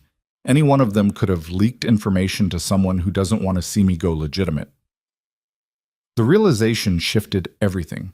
This wasn't about kidnapping or ransom or attacking Dominic's family. This was about sabotaging his attempt to leave the criminal world behind. "So what do we do?" Lena asked. "We don't take the bait. We maintain security, but we don't let fear control us. And we keep moving forward with the transition." Dominic's expression was determined. "Whoever's behind this wants me to stay in the life. The best revenge is proving I can leave." The next 3 weeks passed in a strange limbo of heightened security and cautious normalcy. Lena continued her preparations for the baby's arrival, attending virtual prenatal appointments and reading every parenting book she could find. Dominic split his time between managing the business transition and hovering near Lena with increasing frequency as her due date approached. "You know I'm not going to spontaneously explode, right?" she said one afternoon, finding him watching her from the doorway for the 3rd time that day. "The books say labor can start any time now. I want to be prepared." "By staring at me?" "By being available if you need anything. What I need is for you to relax. You're making me nervous." "Sorry. I'll try to hover less, obviously." "That would be appreciated." But despite her words, Lena found his presence comforting. The estate felt safer with him nearby, and as her body prepared for labor with increasing Braxton Hicks contractions and general discomfort, knowing help was close provided peace of mind. Labor started on a Tuesday morning, 3 days before her official due date. Lena woke to cramping that was different from the practice contraction she'd been experiencing. Stronger, more purposeful. She lay still for a moment, timing them, and felt a flutter of excitement mixed with terror when they came at regular intervals. This was it. The baby was coming. "Dominic," she called, knowing he was in the next room. He appeared so quickly he must have been awake and waiting. "What's wrong?" "Nothing's wrong. I'm in labor." The color drained from his face. "You're... now? Right now?" "Contractions are about 10 minutes apart. We have time. But we should probably head to the hospital soon." "Hospital. Right. Okay." Dominic pulled out his phone with shaking hands. "I'll call the doctor. Get the car ready. Make sure the room is prepared. Dominic, breathe." "I am breathing." "No, you're hyperventilating. Sit down before you pass out." He sat, looking so uncharacteristically rattled that Lena almost laughed. This was the man who'd faced down armed enemies without flinching, and he was coming apart because she was having a baby. "We practiced this," she reminded him. "You know what to do. Grab the hospital bag, call Dr. Morrison, and get the car ready. I'm going to change into something more comfortable than pajamas." "Right, yes, hospital bag." He stood, then sat again. "Where's the hospital bag?" "In the nursery closet, where we put it 2 weeks ago." "Nursery, closet, got it." Lena watched him sprint from the room and allowed herself a small smile despite the contraction building in her abdomen. If nothing else, seeing Dominic completely undone by impending fatherhood was entertaining. The drive to the hospital was tense but uneventful.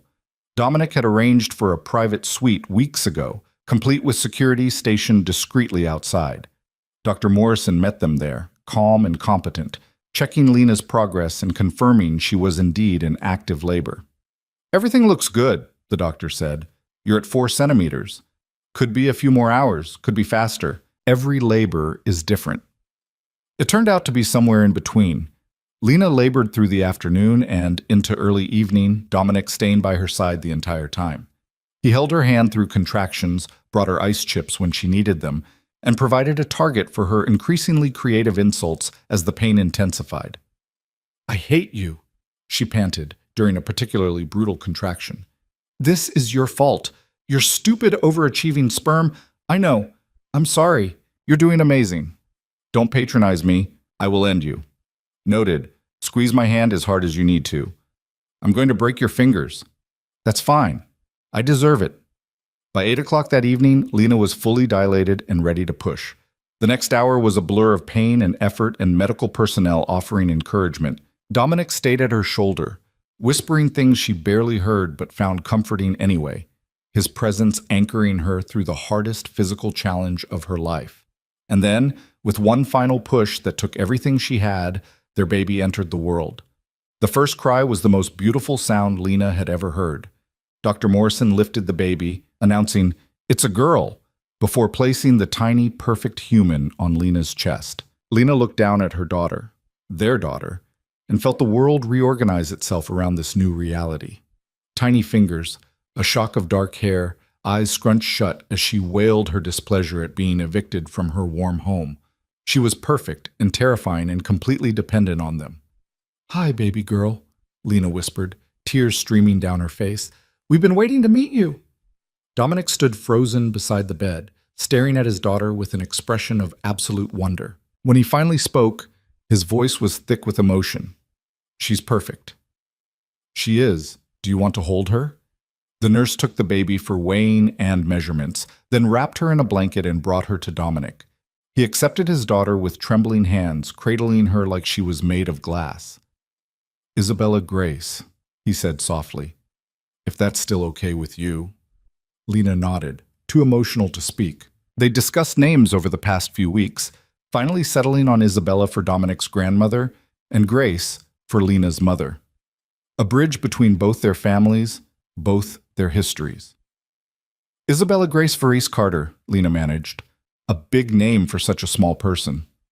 "She'll grow into it." Dominic couldn't take his eyes off his daughter.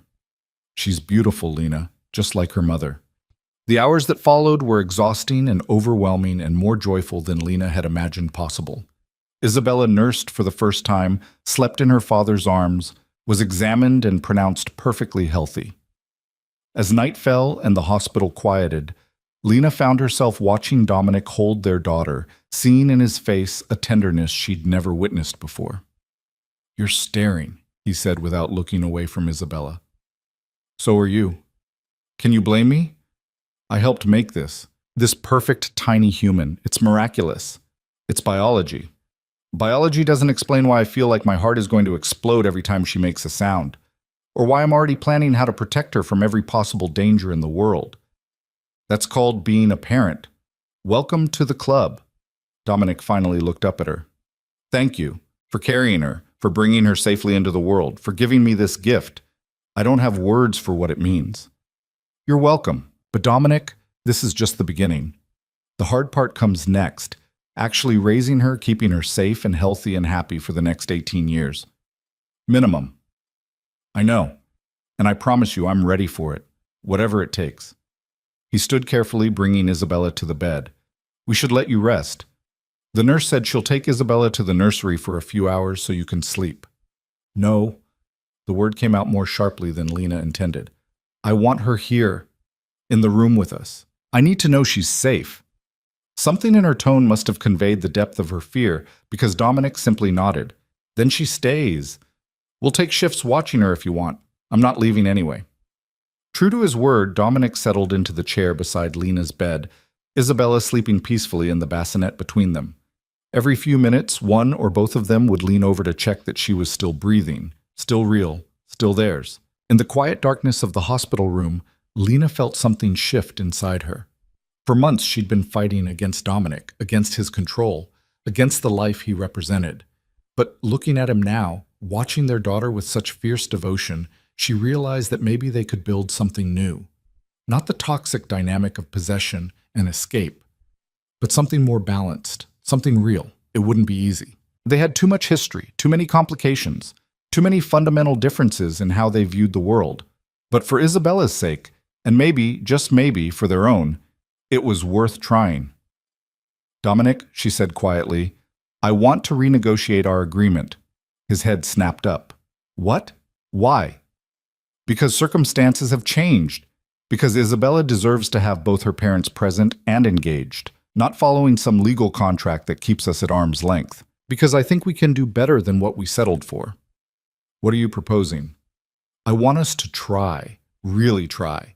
Not as adversaries negotiating terms, but as partners figuring out how to raise our daughter together. Living in the same house, making decisions together, building something that looks like a family, even if it doesn't fit the traditional mold. Dominic's expression was unreadable. Are you sure? A week ago you were insisting on separate wings and strict boundaries. A week ago I hadn't held our daughter yet, hadn't seen you with her. Things are different now. They are. He moved to sit on the edge of her bed, close enough to take her hand. I want that too, Lena. More than I can express. But I need you to know that I'm still committed to changing my life. To being someone Isabella can be proud of. That doesn't change. I know, and I'm going to hold you to it. Good. I'd expect nothing less. Isabella stirred in her bassinet, making a soft sound that had both parents immediately on alert. But she settled again, one tiny fist escaping the blanket to wave aimlessly in the air. We're going to figure this out, Lena said with more confidence than she felt. One day at a time. One day at a time, Dominic agreed, squeezing her hand. Together. The first weeks with Isabella were a blur of sleepless nights, diaper changes, and the steep learning curve of new parenthood. Lena had read all the books, attended all the classes, but nothing truly prepared her for the reality of being responsible for another human being 24 hours a day. Dominic surprised her by being genuinely helpful rather than just hovering. He changed diapers without complaint, walked the halls at 3 in the morning soothing a crying baby, and somehow managed to function on even less sleep than Lena while still running his increasingly legitimate business empire. How are you not dead? Lena asked one morning, finding him in the nursery with Isabella, both of them wide awake at 5 a.m. You slept maybe 2 hours last night. I functioned on less during business negotiations that lasted days. He adjusted Isabella in his arms, supporting her head with the practiced ease he'd developed quickly. Besides, I don't want to miss anything. She changes every day. Gets a little bigger, a little more alert. If I sleep, I might miss something important. You're going to burn out. So will you if you don't go back to bed. I've got her. Sleep while you can. Lena wanted to argue, but exhaustion won. She stumbled back to bed and was asleep within minutes, trusting Dominic with their daughter in a way that would have seemed impossible just months ago. The trust was still new, still fragile, but it was growing. Dominic kept his promises about the business transition, showing her financial reports and legal documents that proved the criminal operations were being systematically dismantled. He'd brought in outside consultants to help restructure everything, ensuring the legitimate businesses could stand on their own without the illegal revenue streams that had once supported them. It's actually more profitable than I expected, he told her one afternoon while Isabella napped between them on the couch. Turns out when you're not paying protection money or bribes or covering up criminal activity, The profit margins improved significantly. Who would have thought honesty could be lucrative? Revolutionary concept, I know. He reached over to adjust Isabella's blanket. My accountant is thrilled. Says for the first time in his career he doesn't have to maintain 2 sets of books. How are your people taking the transition? Better than expected. Most of them are relieved, actually. The ones who wanted to stay in the life have moved on to other organizations with generous recommendations. The ones who stayed are building something they can be proud of, something they can tell their families about without lying. The change in Dominic extended beyond just business. Lena noticed he smiled more, seemed lighter somehow, as if shedding the weight of the criminal empire had lifted a burden she hadn't fully recognized he was carrying. He spent hours playing with Isabella, making ridiculous faces to coax smiles from her, narrating everything he did in a gentle voice that bore no resemblance to the cold tone he used to use with his subordinates. "You're good at this," Lena observed, watching him bathe Isabella with careful attention. "The father thing. I'm terrified I'm going to break her." "You're not going to break her. You're doing great. She's so small, so fragile. How are humans not extinct when we start out this vulnerable?" "We have parents who protect us. Usually." Lena paused. "Dominic, I've been thinking about something. About us." His hand stilled in the water. "What about us?" "We're living together, raising Isabella together, functioning like a family in every way except one. And I keep wondering if maybe we should make it official." "Official how?" "I don't know. Maybe not marriage, that feels like too much pressure. But something more than just co-parenting. Something that acknowledges we're building a life together, not just sharing space for Isabella's sake." Dominic lifted Isabella from the bath, wrapping her in a soft towel. "What changed? A month ago you were still insisting on separate wings and independence. A month ago I was still fighting against the past. But I'm starting to think maybe I should be fighting for the future instead." Lena took Isabella, holding her close. "You've changed, Dominic, really changed. And I think I need to acknowledge that instead of waiting for you to revert to who you were, I could still revert. Change is hard, and I'm learning as I go. So am I. We both are. But maybe that's okay. Maybe perfect isn't the goal. Maybe good enough is actually good enough." Dominic reached out and tucked a strand of hair behind Lena's ear, the gesture tender and intimate. "I want more than good enough with you. I want extraordinary. I want the kind of partnership where we challenge each other to be better, where we build something that's greater than the sum of its parts." That's very poetic for a former crime boss. "I've been reading, trying to expand my emotional vocabulary." He smiled. "The parenting books all say it's important to express feelings clearly." "And what are your feelings?" "Clearly, I love you." The words were simple but weighted with meaning. "I think I've loved you since that first night in the diner when you laughed at my expensive suit and treated me like a regular person instead of someone to fear. I loved you when you ran, even though it nearly destroyed me. And I love you now, watching you be the amazing mother I knew you'd be. I love you, Lena, completely and without reservation." The declaration hung in the air between them. Lena's heart was racing, her mind cycling through years of complicated history and the fragile present they'd built. "I don't know if I love you," she said honestly. "I care about you. I respect what you're becoming. I trust you with our daughter. But love? That feels like something I need to be sure about before I say it." "That's fair. Take your time. I'm not going anywhere." "You say that now, but what happens when I'm difficult? When I push back against decisions or insist on doing things my way?" "Then we negotiate. We compromise. We figure it out together like adults." Dominic took Isabella back, cradling her against his chest. "I'm not asking for perfect agreement on everything. I'm asking for partnership, for the chance to prove that we can build something real." Before Lena could respond, her phone rang. Rebecca Martinez's name flashed on the screen, and Lena felt her stomach tighten. Calls from her attorney were rarely social. "Rebecca, hi. What's going on?"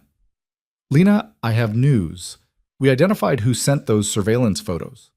Rebecca's voice was tight with controlled anger. "It was Martin Chen." Lena's mind raced, trying to place the name. "Who's Martin Chen?" "Your former attorney, the one who drafted your initial agreement with Dominic before you came to me." The revelation hit like ice water. Martin Chen had been the lawyer Dominic recommended when they first negotiated terms. She'd only worked with him briefly before switching to Rebecca, uncomfortable with how closely aligned he seemed with Dominic's interests. Why would he do that? Lena asked. Money, most likely. Someone paid him to create chaos, to make you doubt the security at the estate and question whether you were safe. We're still tracking down who hired him, but preliminary evidence suggests it was someone within Dominic's former organization. Someone who didn't want to see him go legitimate. Dominic had gone very still, listening to the conversation. When Lena ended the call, he was already on his phone, issuing rapid orders. I want Chen found, now, and I want to know everyone he's been in contact with for the past 6 months. Someone in my organization betrayed me, and I want names. Dominic, this ends today. His voice was cold, the crime boss emerging beneath the doting father.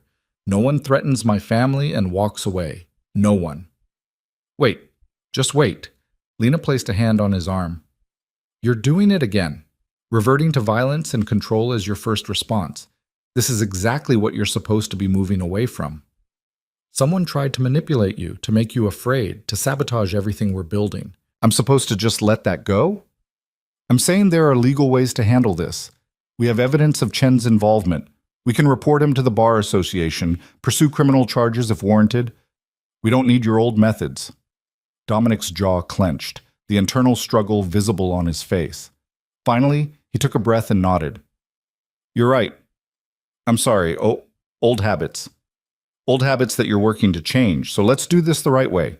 Legal, above board, proving that you really have moved on. Okay, legal. I can do legal. He made another call, this time to his attorneys, explaining the situation and asking them to pursue appropriate legal action. When he hung up, he looked exhausted. It's harder than I thought, choosing the legal path when every instinct says to handle it the old way. I know, but it's worth it, for Isabella's sake, for all our sakes. The investigation into Martin Chen unfolded over the following weeks, revealing a network of people within Dominic's former organization who had been working to sabotage his transition to legitimacy. Some were motivated by money, others by loyalty to the old ways, still others by the simple fact that they profited from the criminal enterprises Dominic was dismantling. Throughout it all, Dominic remained committed to handling everything legally. He cooperated with authorities, provided evidence when requested, and resisted every urge to solve problems with intimidation or violence. Lena watched him struggle with it, saw the effort it took to choose a different path, and felt her respect for him deepen. It's like fighting with one hand tied behind my back, he admitted one night after a particularly frustrating day of legal proceedings. Everything takes so much longer, requires so much more patience. Welcome to how normal people live, where actions have consequences and you can't just make problems disappear with money or threats. I'm starting to understand why normal people are always so stressed. We manage, usually with wine and therapy. I should look into both of those. Isabella chose that moment to wake from her nap, her cries echoing through the nursery monitor. Dominic was on his feet immediately, heading to get her before Lena could move. I've got her. You rest. Lena watched him go, then settled back against the couch cushions, marveling at how much had changed in just a few months. The man who'd once controlled her every move was now letting legal processes dictate his actions. The crime boss who'd ruled through fear was now getting up in the middle of the night to soothe a crying baby. People could change. She was watching it happen in real time. 2 months after Isabella's birth, the legal situation finally resolved. Martin Chen was disbarred and facing criminal charges for fraud and conspiracy. The people within Dominic's organization who'd been working against him were either in custody or had fled, their influence neutralized. And Dominic's business empire was fully legitimate, every enterprise operating above board and paying taxes like any normal corporation. It's done, Dominic announced, coming home from a final meeting with his attorneys. Everything's clean, legal, boring even. Boring is good. Boring is safe. Boring is also surprisingly profitable. Who knew legitimate business could actually work? Literally everyone who isn't a criminal. Fair point. He crossed to where Lena sat with Isabella, dropping a kiss on his daughter's head before settling beside them. I have something for you, a proposal.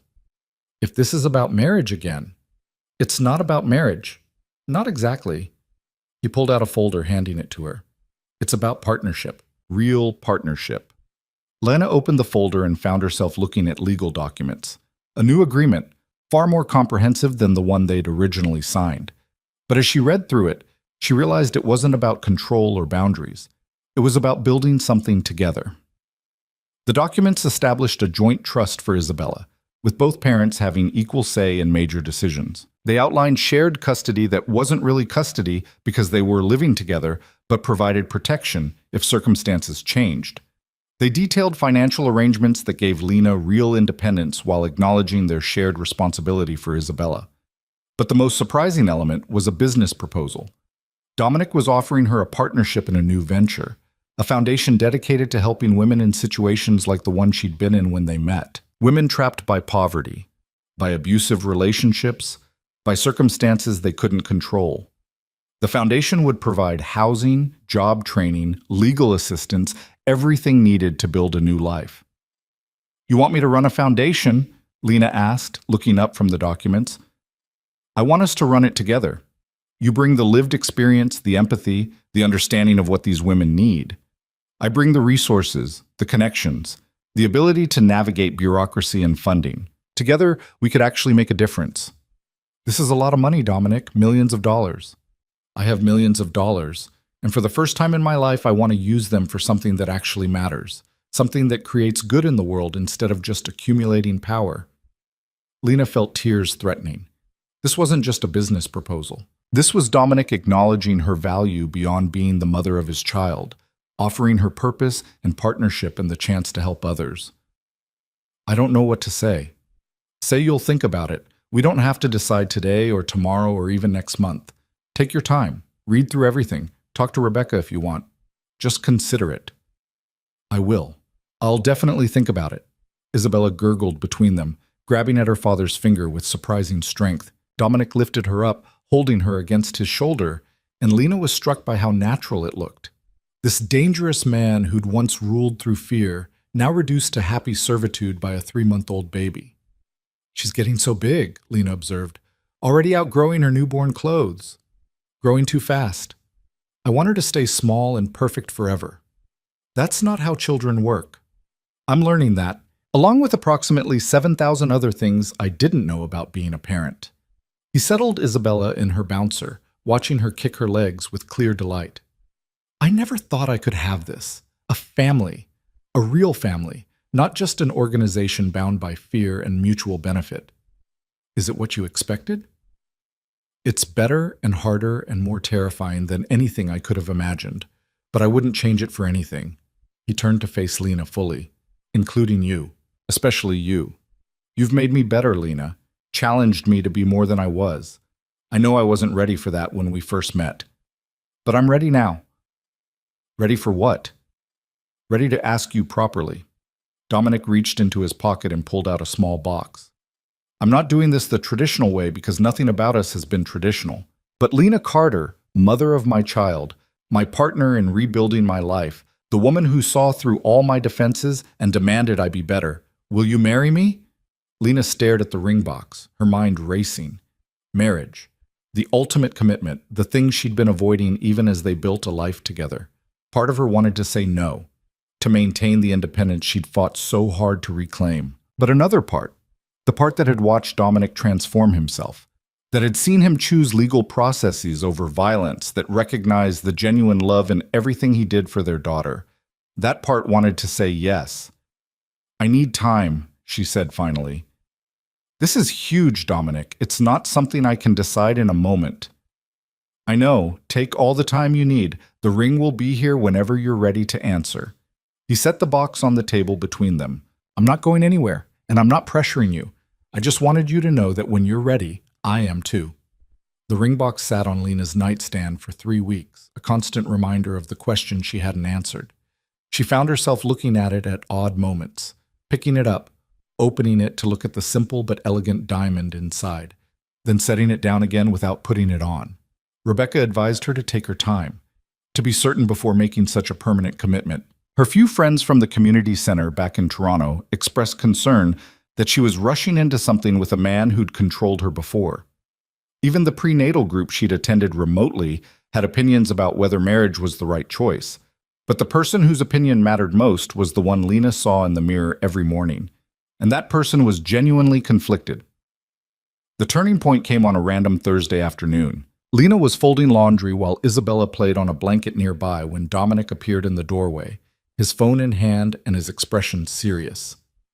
"I need to tell you something," he said, "and I need you to hear me out before you respond."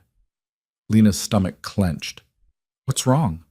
"Nothing's wrong, but I got a call today from Marco Santini. He's trying to restart his operation in Philadelphia and wanted to know if I'd be interested in partnering with him. Significant money, minimal risk, using my existing infrastructure and connections." "What did you tell him?" "I told him no. Unequivocally, permanently no. And I wanted you to know about it because transparency is important and because I want you to understand that I'm making these choices consciously. Not because I have to, but because I choose to. Because the life I'm building with you and Isabella is worth more than any amount of money or power." Something clicked into place inside Lena. This was what she'd been waiting for. Evidence that when faced with real temptation, Dominic would still choose their new life over his old one. It was one thing to talk about change, another to actually make it when the opportunity for easy money presented itself. "Thank you for telling me," she said quietly. "Always. No secrets, no hidden agendas. That's the foundation we're building on." Lena set down the laundry, crossed to him, and kissed him. Not the careful, tentative kisses they'd shared since Isabella's birth, but a real kiss full of emotion and promise and possibility. When they finally broke apart, Dominic looked dazed. "What was that for?" "For being who you are now, for choosing us, for proving that change is real and sustainable, not just performance." She took his hand. "Ask me again." "Ask you what?" "You know what." Understanding dawned in Dominic's eyes. He took both her hands in his expression tender and vulnerable in a way that still surprised her sometimes. "Lena Carter, will you marry me?" "Yes. Yes, I'll marry you." The joy on his face was almost comical.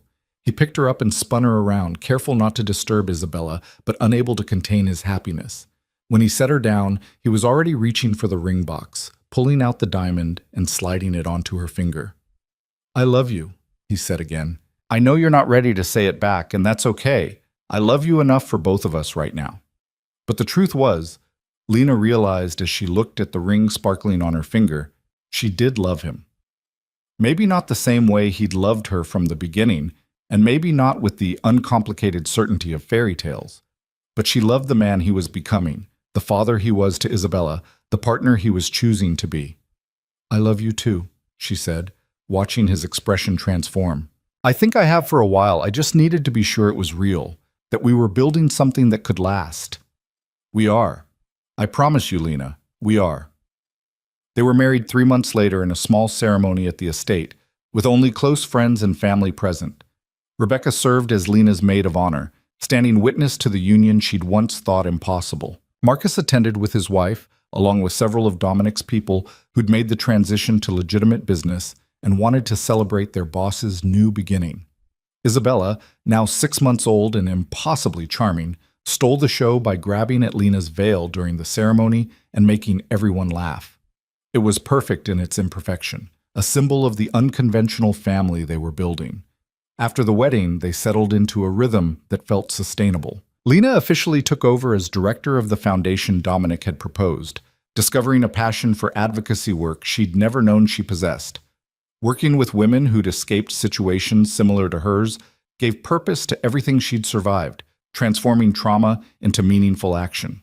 Dominic continued transforming his business empire, expanding the legitimate enterprises and maintaining the boundaries he'd established between his past and present. He made mistakes sometimes, fell back into old patterns of control, but he always caught himself and apologized. The change wasn't perfect, but it was real and ongoing. Isabella grew from baby to toddler, developing a personality that was equal parts her mother's determination and her father's intensity. She was fearless and curious and utterly loved by parents who'd traveled an impossible road to build the family she deserved. 1 year after the wedding, Lena found herself standing at a fundraising gala for the foundation, watching Dominic work the room with natural charm that was now dedicated to helping others rather than building criminal empire. He caught her eye across the room and smiled, a private moment of connection that acknowledged everything they'd overcome to reach this point. Penny for your thoughts? Rebecca appeared beside her with champagne. Just thinking about how far we've come. A year and a half ago, I was running from him. Now I'm running a foundation with him. Life is strange that way, full of unexpected transformations. Do you think it'll last? The change? I mean, the legitimate business, the foundation, all of it? Honestly, I think Dominic would burn his entire empire to the ground before he'd risk losing you and Isabella. That's real motivation for change, the kind that lasts. Rebecca clinked her glass against Lena's. Besides, I've seen the quarterly reports. Legitimate business is working for him. He's actually happier than he was running criminal operations.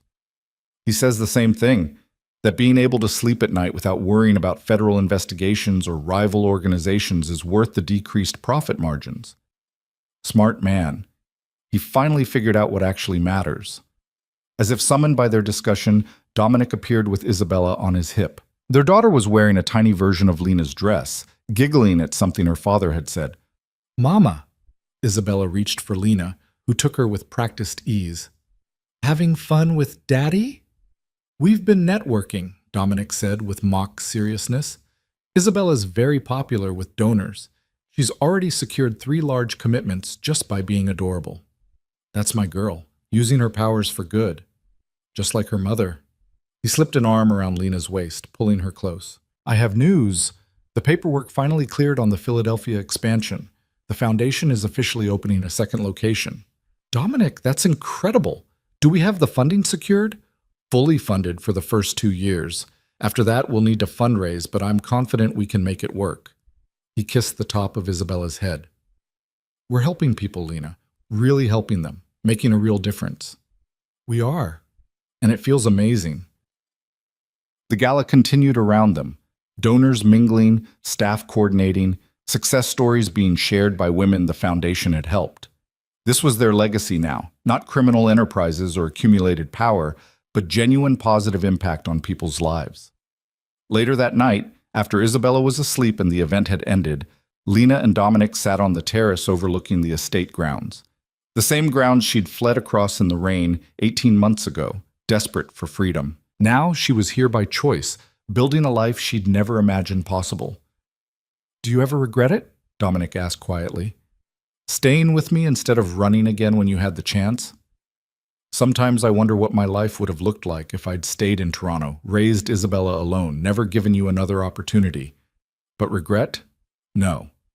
This is harder in some ways, more complicated, definitely messier, but it's also richer, more meaningful. We're building something real together, and that's worth the complications. I regret how we started, the control, the possession, all the ways I tried to keep you without understanding that you can't keep someone who doesn't want to stay. But you learned. You changed. That's what matters. Because you demanded it. Because you refused to settle for less than you deserved. He took her hand, running his thumb over her wedding ring. I'm a better person because you wouldn't let me be anything less. You're a better person because you chose to be. I just provided motivation. Essential motivation. He pulled her close, and they sat together in comfortable silence, watching the moon rise over the Hudson Valley. Somewhere inside, Isabella slept peacefully in her nursery, unaware of the complicated history that had brought her parents together. She would grow up knowing only that her father ran successful businesses and her mother helped women in crisis. She would know safety, stability, and love that came without conditions or control. She would have choices, real choices, about her education, her interests, her future. Everything Lena had promised her that night in the Toronto apartment when she was still unborn, and the future was uncertain.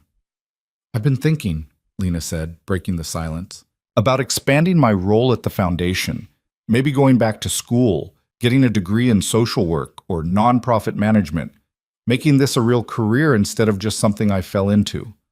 I think that's an excellent idea. You're a natural at it, and formal training would only make you more effective. Dominic shifted to look at her. Whatever you need to make it happen, time, resources, childcare for Isabella, just say the word. Just like that? You're not worried about me being too independent?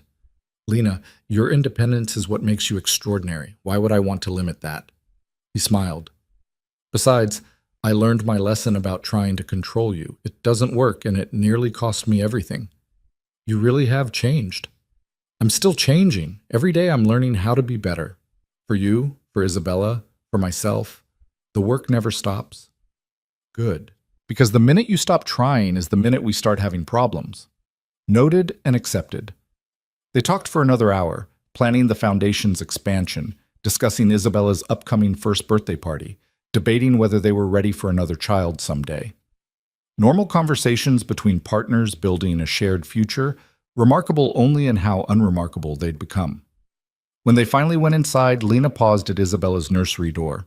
Their daughter was sleeping peacefully, one arm thrown above her head, her expression content. The room was different from the one Dominic had prepared in the estate months ago. Lena had redecorated, adding her own touches, making it truly theirs rather than his. She's perfect, Dominic whispered from behind her. She is, and she's going to have the childhood we never did. Safety, stability, parents who work together instead of tearing each other apart. She's going to have everything we can give her, and when she's old enough to understand, we'll tell her our story. All of it, including the complicated parts. She'll probably write a therapy-heavy memoir someday. Probably. But she'll know she was loved. Absolutely, unconditionally loved. That's more than many people get. They stood together watching their daughter sleep. Two people who'd started as adversaries and become partners, who'd fought through impossibility to build something real. It wasn't a fairy tale. There was no perfect happy ending where all problems disappeared, but it was honest and hard-won and theirs. Lena thought about the woman she'd been when she first met Dominic, broke, struggling, dreaming of a life beyond the diner's fluorescent lights. That woman would be shocked by where she'd ended up, married to a former crime boss, running a foundation, raising a daughter in an estate she'd once fled like a prisoner escaping confinement. But that woman had also been braver than she'd known, strong enough to run when running was necessary, strong enough to stay when staying became possible, strong enough to demand change and wait for it to actually happen. "Come to bed," Dominic said softly, taking her hand. "Isabella will be up in a few hours anyway. We should sleep while we can." Lena let him lead her away from the nursery, down the hallway that had once felt like a maze of control and now felt like home. They'd built this together, not just the house, or the foundation, or the legitimate business empire, but the trust that made it all possible. Tomorrow would bring new challenges. The foundation would need attention, Isabella would need care, the business would require decisions and problem-solving. But they would face it together, partners in every sense of the word, building a future neither of them could have imagined when they first met in that rundown diner. The rain had been falling that night too, Lena remembered. Different rain, different city, different versions of themselves, but the same two people underneath finding their way toward each other through all the complicated circumstances that should have kept them apart. Sometimes the most unlikely paths led to the most meaningful destinations. Sometimes prison became home. Control transformed into partnership. And running away was just the first step toward running toward something better. Lena looked at her sleeping daughter one more time before closing the nursery door. Isabella Grace Varese Carter, product of impossible circumstances and unexpected love, sleeping peacefully in a home built on transformation and hope. This was their story. Messy, complicated, imperfect, and utterly real. And it was enough. It was more than enough. It was everything.